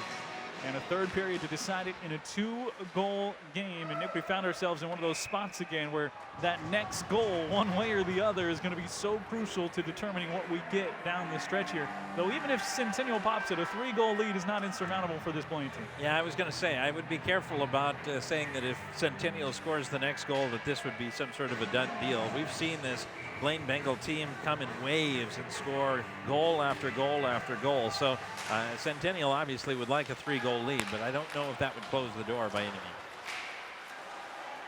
We've got a long way to go before we sleep here at Fogerty, as these two teams have battled it out, and a quick shot in on Wallen. Slapped up into the netting. Cougars, we've talked about defense throughout this game. They're 7-3 in the 10 games this season when they've held opponents under 4 goals in a game. Bengals, meanwhile, have scored at least 3 goals in 13 of their last 19. Try and tip things in their favor here early. Lemaire to hold it down on that far side is Jake Pearson. Centers it back out. Quick one-timer, trailing in, denied from O'Hara. 2 quick saves for Wallen. Cougars again right back out in front. The Bengals not off the spot just yet. Again tapped down. Bartle trickles it in towards O'Hara. O'Hara leaves for Bartle. Bartle back across, trying to center again. Pearson couldn't get to it, and now a whistle and a helmet came off. Schoberg lost his hat. Which might be advantageous here for Blaine, because Wallen has had maybe his best moment, his best single minute of the game here.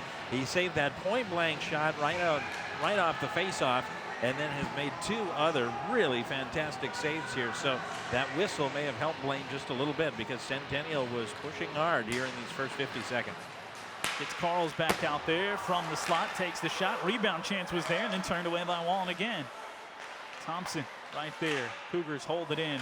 Lemaire at the blue line. Back to A.J. Carls. Carls has one defender fly by at the circle. Drives down deeper. Tries to find Tommy, who'd been sucked below the goal line. Puck bouncing around. Tommy Carls clears it now. Carls back to the middle. Bouncing off the skate of a defenseman. Korkowski tracks it down. Korkowski back to Carls. Tommy floating up. Lost the puck. Eventually Hansen clears it far side of the ice for Busick. Busick with a man running in. Hansen wanted it back. Shot goes. Troji. It's wide of him. Cleared out by the Cougars. Right up onto the stick of Carls. Carls outside the circle, spinning around, trying to fight there with Brzezinski. Carls keeps it. Carls in tight and held in by Wallen once and twice. Back to Carls. He tries to go wide, a little bit too wide, steered away. Wistersill holds at the blue line, back down for A.J. Carls. Shots are even now at 25 apiece, courtesy of this flurry to start the period from the 2-goal leading Cougars. Whipped all the way around to the near side. Munson holds it in. Physical play there. Little nifty feed in front for Thompson. No good. Back to Marshall. He takes the shot. Deflected away in traffic. Munson again. Check that. Marshall and Thompson there on the spot. It was Thompson who flew it in. Munson trying to hang on to it on this near side. Eventually Streeter has it clears. The Cougars will change. Bengals up with Lindsay. Lindsay floats it into the zone, only to have it poked right back out, and the Bengals were not clear. Lager was still in as Loftus tried to walk it across on the far side away. It'll bring us back out to neutral. And this is going to be a penalty against Centennial, as Marshall is going to be called for the high stick. And so this is what makes sports so crazy weird, is that the Centennial Cougars have probably had the best 2.5 minutes of this period. They really came out of the locker room flying. They've had a shots on goal average advantage of 5-0, and yet here comes Blaine after all of this with a penalty and an opportunity to get right back into this with a power play goal. 4 power play goals allowed in the last 2 games plus 2 periods now by the Cougars. They shut down the last though for the Bengals. Bengals are 1 of 2. Could use it here to get back within a 1-goal game, still outside of 14 minutes to play. Bengals swarming the puck. It's free up towards O'Hara. He can't clear past Loftus, who dumps it back down. Rickles in pursuit, chasing Munson. Puck open at the blue line, skated and held in. No, it was out. He said it was out. Rickles, though, trying to go to work, and so it will come back out to neutral. Still with 1:36 to go in the power play. We're in the 3rd period. It's been a great game, a 1-0 Bengal lead early on a power play. Cougars still in the 1st period, got it back even, and then Coach Minnie's squad took the only 2 goals of the 2nd to take this 3-1 lead. He told me one of the last things he said, we're giving up a lot of points, it's not going to be good for us. And yes, they wanted to keep it a low-scoring affair, and so far, just the 1 goal allowed. Hansen to Hansen. Those 2 working with it. Taken down at the goal line. Ryman trying to provide extra support. Munson trying to rip it away for the Cougars. Coming up on a minute to go in the power play opportunity. I don't believe there's been a shot yet for the Bengals. At the point, Loftus goes Hansen far side. He mishandles back to Loftus. Loftus down low, Rickles. At the circle, back to Loftus. They play catch. Rickles, plenty of space, knifes the pass in, shot steered away by Troji, and he lays on top to bring us to a stop. That was an excellent thread of the needle from Carson Rickles and a better save from Leo Troji, who has now stopped the last 15 that he's seen. Yeah, and the Centennial defense has done a tremendous job of closing out, so there hasn't been many opportunities, but on that play, Rickles had a great pass inside to Hansen, who looked like he was wide open, but the play of Troji shut him down again. Looked like it might have caught a piece of the skate of Munson, too, on its way there to help the defender out. To your point of getting that help from the defensive linemen in front, line mates in front. Coming up on 13 to play, 30 seconds left in the power play opportunity. Rickles and Loftus again. To Loftus, right through the heart. Forces Rickles to poke at it in the corner. As Lyman high, they swap spots. Loftus again at the point. Hesitation, fires it through, put it on traffic and steered away in front. Cleared out by Bartle. We talked about Mason Streeter pushing people out of there, but Bartle set up that time defensively, and he was able to hold that zone. Both of these teams have done just a great job of keeping people out of the front of the net. We're going to have, looks like too many men on the ice. Yeah, we were even strength, and so the Cougars, lost track. And so Blaine is going to go right back on the power play here with 12:32. So after an initial early rush, well, take that back. It's going to be against Blaine. Auger is going to be sent to the penalty box, and so it's going to be Centennial rather. So as soon as Blaine's power play is over, a key mistake here for the Blaine Bengals is time starting to become a factor, and if the Cougars could get one here, it could be really dangerous for Blaine. On the power play, Bartle trying to knife it through traffic, didn't go. Cougars, mentioned in the last intermission, haven't swept a season series with the Bengals since 2016-2017. Bartle lets that one trickle by. That came in a stretch when the Cougars won 4 of 5 games, and actually the only game that wasn't a Cougar win was a 2-2 tie in the 17-18 season. The Bengals after that bounced back and won 3 straight last year before the Cougars took the first of this season. Nearly taken straight away by Lindsay. Back to Carls. Carls to a knee. Back to Tommy Carls. Bartle the long shot settled in by Wallen. Just outside of minute 10 remaining in the power play.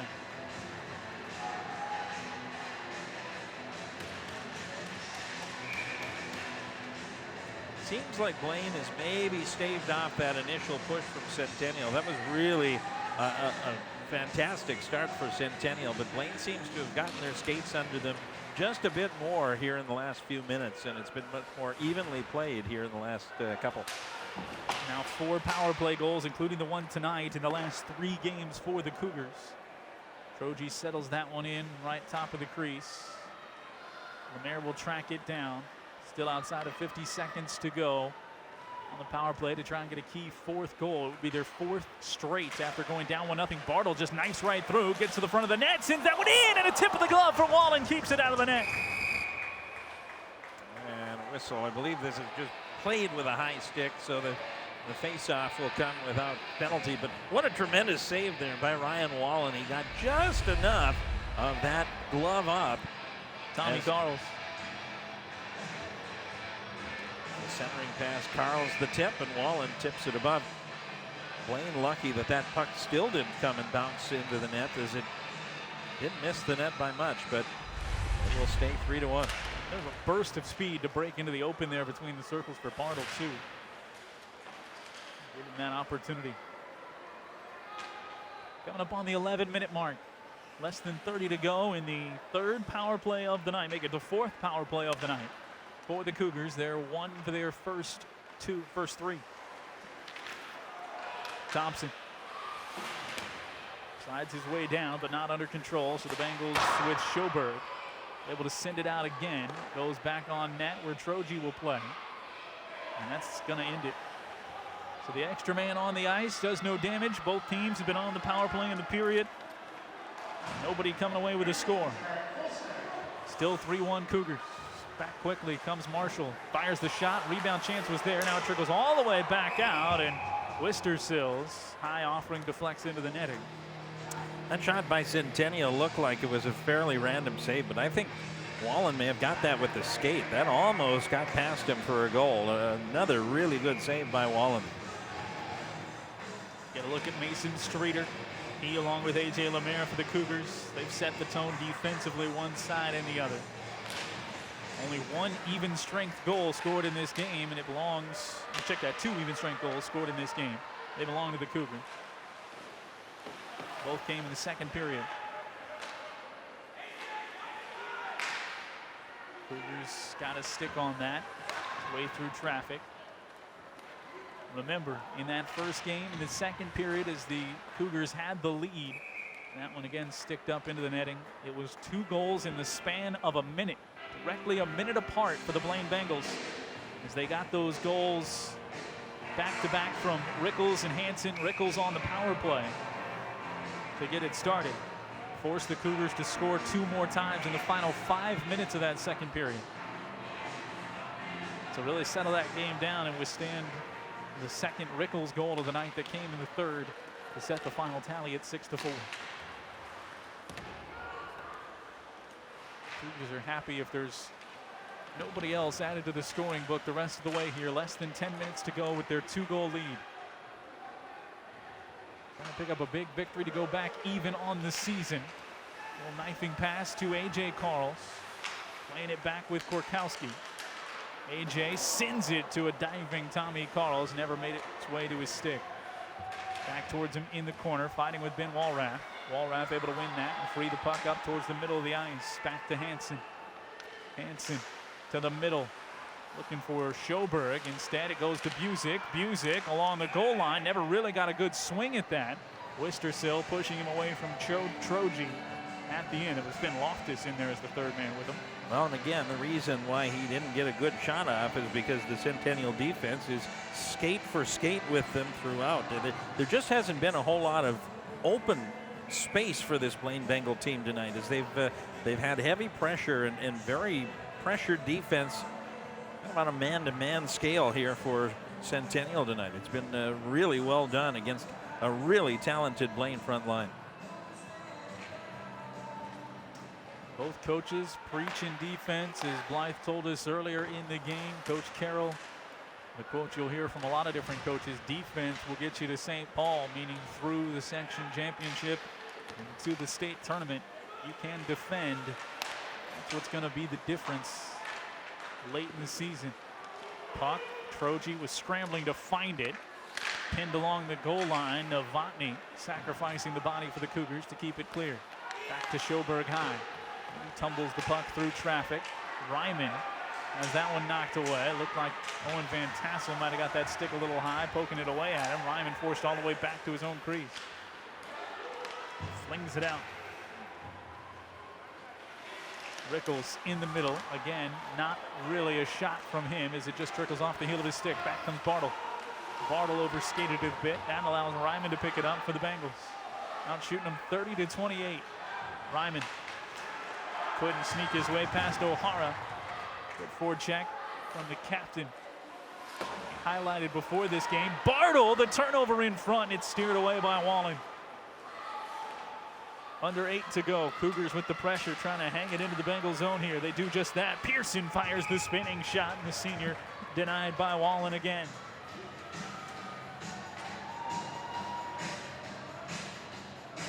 Shots now even at 30. On the previous possession, Blaine had a rare opportunity. We haven't seen much of it tonight, but they did have an odd man rush. It was a 3-on-2 rush. And again, the Centennial defense stifling the opportunity and then able to push the puck down and set up a offensive zone opportunity.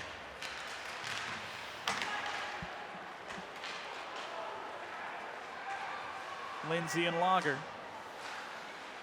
Just enough defense there from Munson. Stop up any potential push towards the net. That one was cleared out just a hair. Munson skates his way past 2, past the blue line, feeds it in front. Angled off the glass far side and cleared out of the zone. Korkowski has it. They'll dump it back in. Cougars to chase. Nearly Novotny might have gotten there. Just a hair late. Still cleared out of the zone. Forced Lemaire to play it. 7 minutes remaining. Nobody scored here in the third. Cougars 2 in the second to take the 3-1 lead. Novotny quickly to it. Battle ensues. A.J. Carl's in on the spot. Max Marshall couldn't hold on to it. Lindsay backhands it ahead. Get some changes coming up for the Bengals. Tommy Carl's back out ahead for the Cougars. Has the feed at the blue line. Thompson back in the middle. Carls couldn't find him. Instead, across the ice it goes for A.J. His shot well wide, banging off the boards and cleared out of the zone. Fluttering puck will spin back down for the icing. Just under 6.5 to go in this third period. Busick and company looking for more out of the offense. A team that scored 9 goals in the win over Anoka, 7 in the overtime win against Totino Grace. Had a 2-1 tight victory against Maple Grove. They've been flying with some big scoring games, but as we've talked about, the defensive competition has certainly come to play tonight, stepping up a level with what the Cougars have done. Everson knocks it down at the blue line, sends a bouncing puck in, and there it goes off the stick of Jake Pearson. The rebound, he kept after it. Wallen wanted a whistle, didn't get it. Instead, Pearson gets his fourth. Wallen thought he got bumped. I believe he lost his stick throughout that process as well as the flurry continued, but Centennial gets another somewhat ugly goal. They've had a couple of these today, kind of wild, different goals. This one off a rebound. You'll take that any time. As Wallen, you can see he got kind of manhandled there by Jake Pearson. Might have been O'Hara, yeah, because Pearson was doing the manhandling, and the puck popped free, and it was O'Hara. And so you can see where Ryan Wallen was disappointed on that play because he got taken out a bit, and there was no whistle, and there is no goal. They have waved it off. All right, O'Hara, Pearson, nobody. And we stay 3-1. And you can see Jake Pearson over there stating his case, and we'll see if he wins it. If he does, it will be the first time ever. But I think this is a good call. You watch here, Wallen was trying to cover up. Pearson takes him out, and active contact as the shot was going, kind of sliding him to the side of the crease. Well, and while he was in the crease as well, that's the important thing, is that he was taken out while he was in his area, and so no goal. Little life for the Bengals, still down 2 goals. Rickles to Hansen, can't return it back to Rickles, trying to get the shot. Streaks out of the zone. Rickles last to touch it up. Hansen into the Cougar bench there with a hard check. They love that right on their own doorstep. Rickles takes it away. Rickles to Ryman. Ryman nowhere to go in the corner. Backed up against the official, does find Rickles. Spun off his stick by Everson. Not cleared. Held in. Rickles fling it down. Make that Ryman towards Rickles in the corner. Hansen, cross ice, wide open. Loftus knocks the bottle off the top, and the sophomore gets him back to a 1-goal game. Momentum can be a funny thing, and with Centennial having a goal waved off, that gave Blaine a little bit more charge maybe in their step after they've struggled so mightily against this defense. The emotion swinging back and forth. Centennial thought they had a 3-goal lead, then all of a sudden it gets wiped off, and maybe it puts a little bit of a charge in this offense of the Blaine Bengals, as you see a rare open opportunity shot there as Loftus gets free, finds the upper left corner, top shelf, and it's 3-2. Loftus' first goal of the season. He's got 9 assists. Playing defense alongside some of those top 2 lines. But his first goal, now the Cougars looking to answer. He had Owen Van Tassel, the sophomore, that had the initial go-ahead goal. Now you've got a sophomore doing it again. Busick sprinting. Busick with Hansen in the middle. That one knocked away.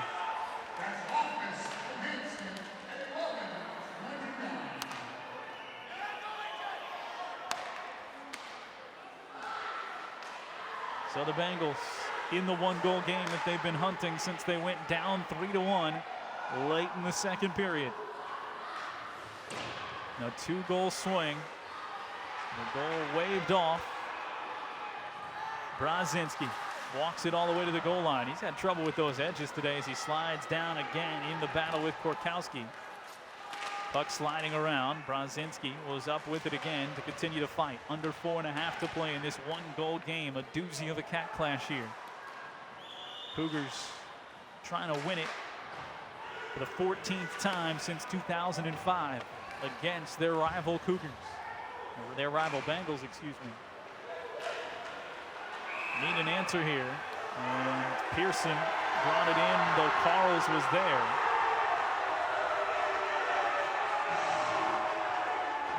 The elder Carl's taking up the case for the younger as we come back out to neutral ice. When you can feel the atmosphere all of a sudden here at Fogerty Arena. The atmosphere has changed just a little bit you can see that he's off. He is by just a bit. Maybe that skate by A.J. Carls was still onside, but nonetheless, offsides was the call, and Blaine has control again. In tight towards Troji, back of the net, bangs off the cage. To the blue line it goes. That was whipped out. They got the call. They'll have to retouch. Final 3:45 here. 63 combined shots in this game. 29 saves for Leo Troji. 29 saves for Ryan Wallen.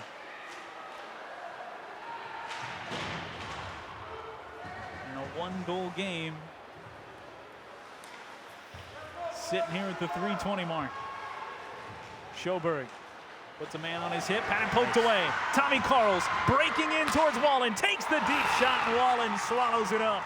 The defense was charging, so Carls had to send that in maybe a little quicker and couldn't beat Wallen. What a great play by both teams as Tommy Carls picked it right off the stick and was able to walk in all alone, and then Wallen on the other side able to stop the shot, and it keeps us just a one-goal game. You see there, just poked off the stick.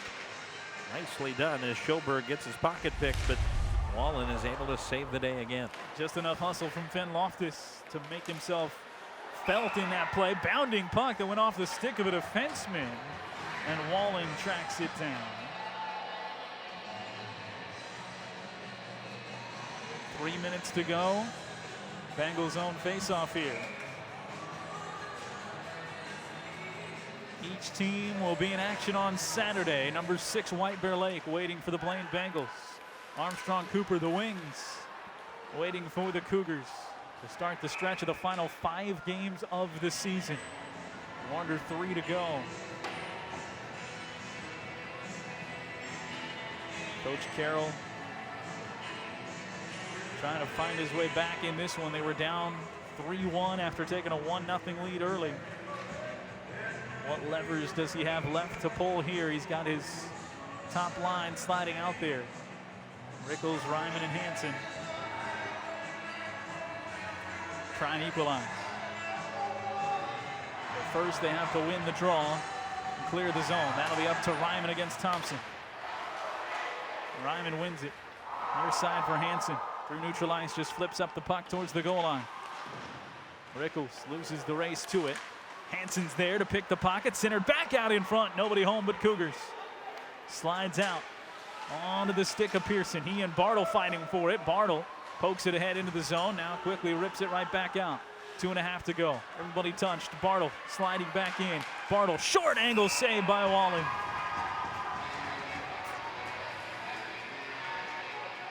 As this game gets closer towards the end of regulation, it's going to be important for Blaine to control the puck as we get closer to maybe the opportunity to pull that goaltender. As long as Centennial controls the puck, they won't be able to do that. We're not quite to that period yet, but Centennial has established themselves as able to control the puck more in the second and again in the third than they were early in the game. Tommy Carls gloved there by Wallen. Some of those opportunities, Wallen's going to have to read the situation, whether he's going to make the saves like that to glove it, or if he can make a save and keep play rolling and maybe give his team a chance to clear it down the ice. Instead, they have to win it off the draw. Couldn't quite do it. Thompson shoves it over into the far side corner. Streeter catches up to it, sends it down the ice. Walrath pays for his trouble at neutral ice. Puck taken away as we hit the 2-minute mark. Here comes Hansen. Hansen in. Hansen shot. Troji save. Whip the glove out to the left, young man. Make your teammates happy and keep it a 1-goal game. Well, and that was a situation where everybody ended up on one side of the ice except for Hansen, and that gave him a seam on the near side. All the action was going on to the left, and fortunately for Centennial, Troji was up to the task. That shot may not have been on net, but I think it had that hook. It was like a slider in baseball. It was headed in towards the net. Wallen still on the ice. Draw controlled by the Bengals. Minute 50 to go. He's crept well wide of the crease, but not out yet. Schoberg sends it down off the boards. Minute 45 to go. Wallen still out there to our left in this 1-goal game. Cougars able to just push it out. Schoberg will track it down. No hard push up the ice for the Cougars. Coach Carroll's got his hand in the air. He hasn't made the motion just yet, waiting for the Bengals to get it cleanly here in this zone. Now they do bring Wallen off the ice. The net is empty, taken away by Bartle. Bartle sends it ahead to the empty net and just wide. 80 seconds to go. It's still empty. Looking to find Bartle in front. Bengals need to clear it. Down a goal. Hansen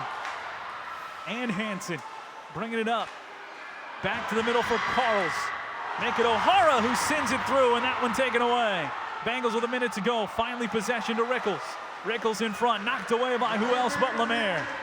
We're under a minute. The net is empty to our left, and we'll get an icing to bring it back to our right, and the Bengals will have a fighting chance here in a 3-2 game. Woo! Couple of opportunities for Centennial. They just couldn't connect with the net. And a great play by Loftus to get the puck back in and start setting up the offense for Blaine, as a timeout is going to be called here by Blaine with 55.6 seconds to play. Bengals and Cougars, a tight one. Leo Troji has kept it there. He had a clean sheet in the second period after giving up a goal on a power play in the first, while his team built the lead. Leo Troji building his legend as a sophomore. Cool as a cucumber, even down on the seat of his pants. Makes a couple of big-time saves late in the second. Did give up a goal here in the third to make it a one-goal game, but that building of the lead was rolling on for the Centennial Cougars. They led on the power play. They go to the second, and they get it from Owen Van Tassel. The go-ahead goal from the sophomore, his second of the season in the rivalry, his third overall. Still, Cougars looking for more. The bounce ahead. A.J. Carls off the feed from his brother. Return the favor and knock it home. That's pretty. Put them up 3-1. They've still got the one-goal lead. That now standing as your game winner. But Finn Loftus, the D-man, with the first line out there. The puck springs to him, and he knows what to do with it. Top shelf, one-goal game. That came some 4.5 minutes ago, and now we sit with just less than a minute remaining. And Troji and company trying to get out of here with a one-goal victory. They've got to defend this face-off in their zone. And as expected, out of the timeout, that number one line, who probably will be on the ice for the rest of the way here, or the Blaine Bengals will come out. So we'll see Rickles, Hansen, and Ryman on the ice for the Blaine Bengals. Loftus and Schoberg, your defensemen, the Bengal team, all got together after the first whistle for that timeout. Just players, no coaches. They've lost once. And we've actually got Hansen squared on the ice. The sixth skater is going to be Hunter Hansen for the Bengals. So 4 offensive skaters on the ice. The empty net. Quick one-timer for Rickles. Trying to use the space. Lemaire got to it, cleared it away, and it's knocked down off the feet of O'Hara. O'Hara racing to the puck. Rickles gonna beat him there. Rickles with 40 seconds to go. Takes it off his own goal line. Rickles not with a goal or a point tonight. Driving in. Pushes it right back towards Schoberg. Schoberg trying to knife it in front. Trying to find one of those attackers with the 6 skaters on the ice. Back to Loftus, 25 seconds to go. Near side Hansen. Hansen ties the game, top shelf!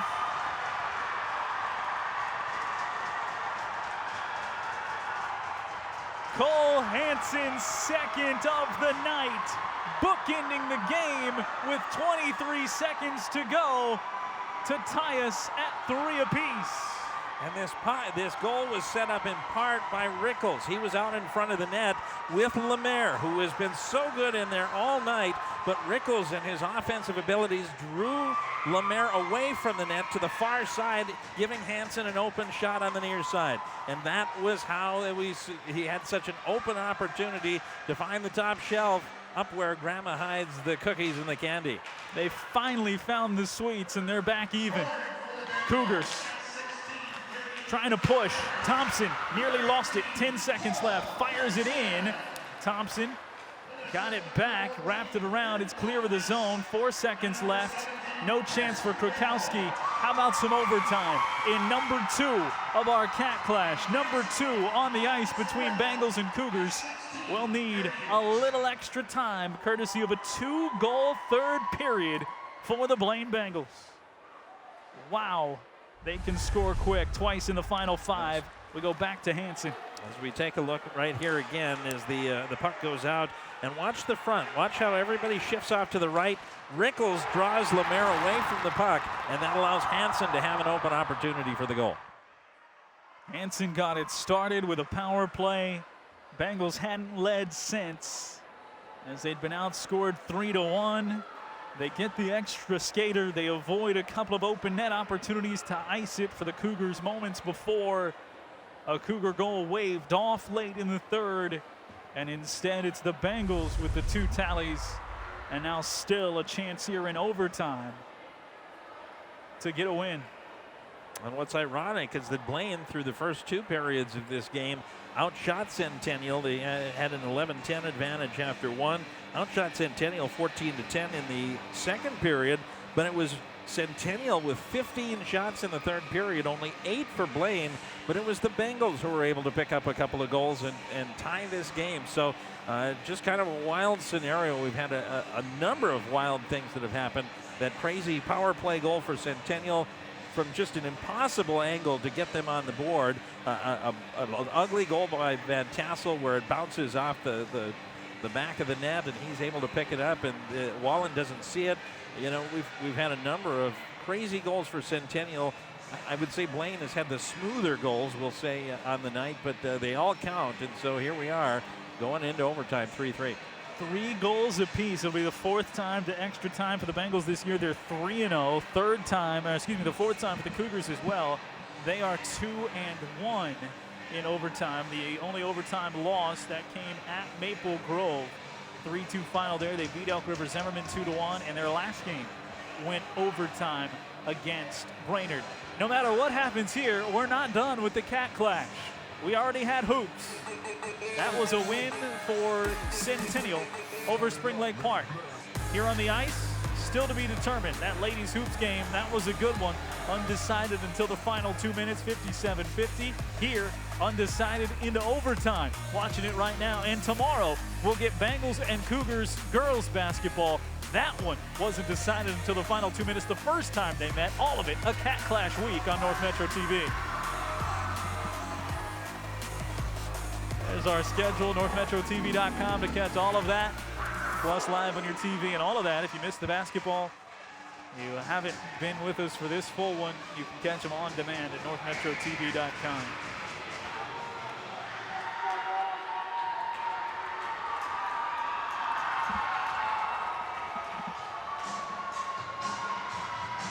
Overtime we go.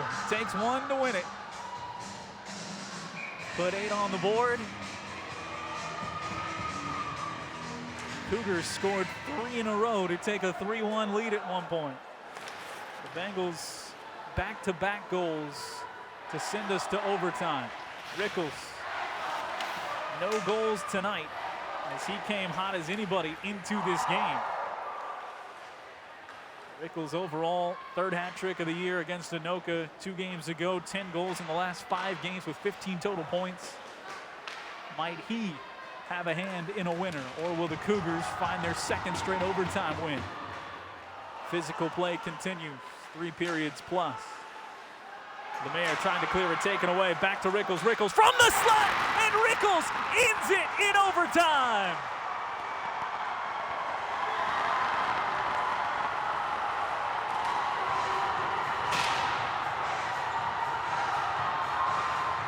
Just like that, the Bengals, absolute thievery to take it from the Cougars with 3 straight in the final 5 minutes plus 40 seconds of overtime. Momentum is a tremendous thing in hockey, and the Bengals had it late.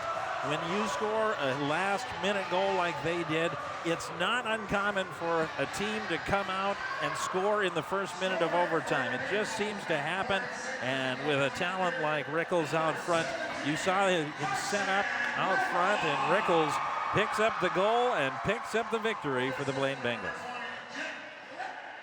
Jack Ryman giving the assist. So you get Loftus to give him a pulse, the defenseman, and then the 2 top scorers. Hansen with his 2nd of the night, and Rickles with his 22nd of the season. that get it done. 3 straight for the Cougars to take a lead. 3 straight for the Bengals to get the win. 4-3 as this one did it. Nearly cleared out. Taken away by Ryman, right to Rickles, and he beats Troji. All it took was that one. Just too much open space for a player of Rickles' caliber, and 3 straight for the Bengals. Remember, this could have very well been a 4-1 lead for Centennial. They scored a goal, it was waved off, and it was at that moment when you could tell that the body language changed. You could tell that Blaine felt that they had a chance all of a sudden after believing that maybe things were slipping away. The referees waved off the goal. Instead of 4-1, it became a 3-1 lead, and that opened the door. Loftus gave them the jolt. Hansen gave them the tie, and Rickles gives them the win. Game winner for Rickles. We'll talk to the Bengals all about it. 4-3, they win this CATCLASH 40 seconds into overtime. They're now 14-6. Cougars are 9-11. Back to Fogerty after this on North Metro TV.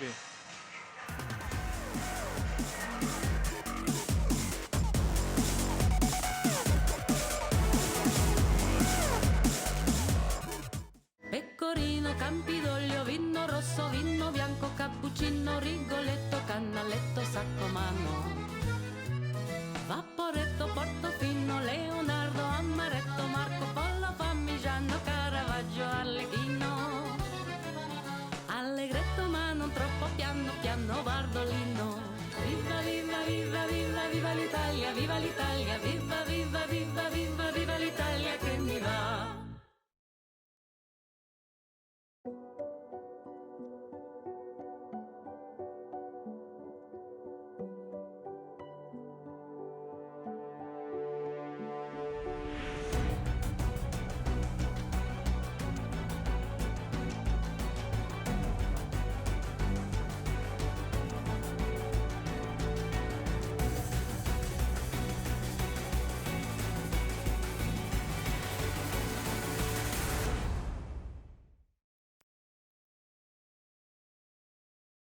Well, it came into focus a little bit late for the Bengals, scoring 3 goals, 1 in overtime, 2 in the final 5:20. And the Blaine Bengals stave off a sweep at the hands of the Centennial Cougars, and in so doing pick up their 14th victory of the season. They're now 10-1 in Northwest Suburban Conference play, and just as important, a huge section victory, moving to 8-1 in Section 5. Bengal fans that stuck around for this one were certainly excited. We've got a couple of Bengals that stuck with it all throughout. Down with Blythe Whaley. Blythe? Thanks, JW. Yeah, here with Ryan Wallen. And of course, this sophomore goalkeeper, being able to hold them in the third, how important was that for your team to be able to come back?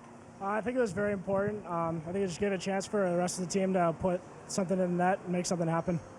So this season, I mean, for you guys, off to such a great start and continuing to do so. What does that look like here going forward to play White Bear? I think it's looking pretty good. I feel like we're strong in front of the net and D-zone too also.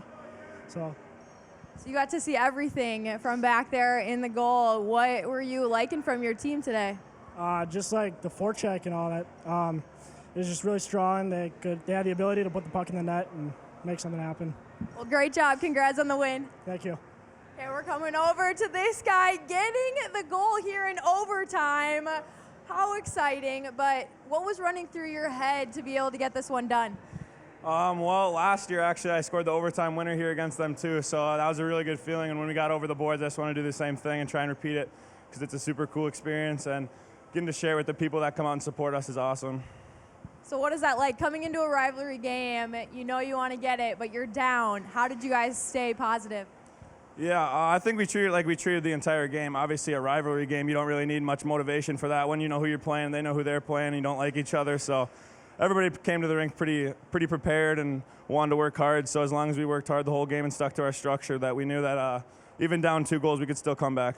Let's talk about White Bear a little bit. Number 6, what are you guys going to do to prepare for that one? Kind of like I said with the rivalry thing, obviously a high-ranked team like that, we think we can play with anyone in the state, so we're going to come with the same mentality we came to this night and play our hardest. Well, enjoy this win. Very fun to see you get the overtime winner, but congrats. Thank you. Back to you, JW. An exciting one at that here on the ice tonight. Certainly was all of that and more. Blythe, thank you for your work down on the ice. 4-3 the final. And Nick, again, we saw a doozy of a game. I think both these teams can make some noise in the section playoffs once we get there 5 games from now. Oh, yeah, Blaine for sure. I mean, they're set up for success with their offensive abilities. They're going to get tested a couple of more times before the playoffs. You talked about White Bear Lake and Andover. For Centennial, this is going to be a tough pill for them to swallow tonight.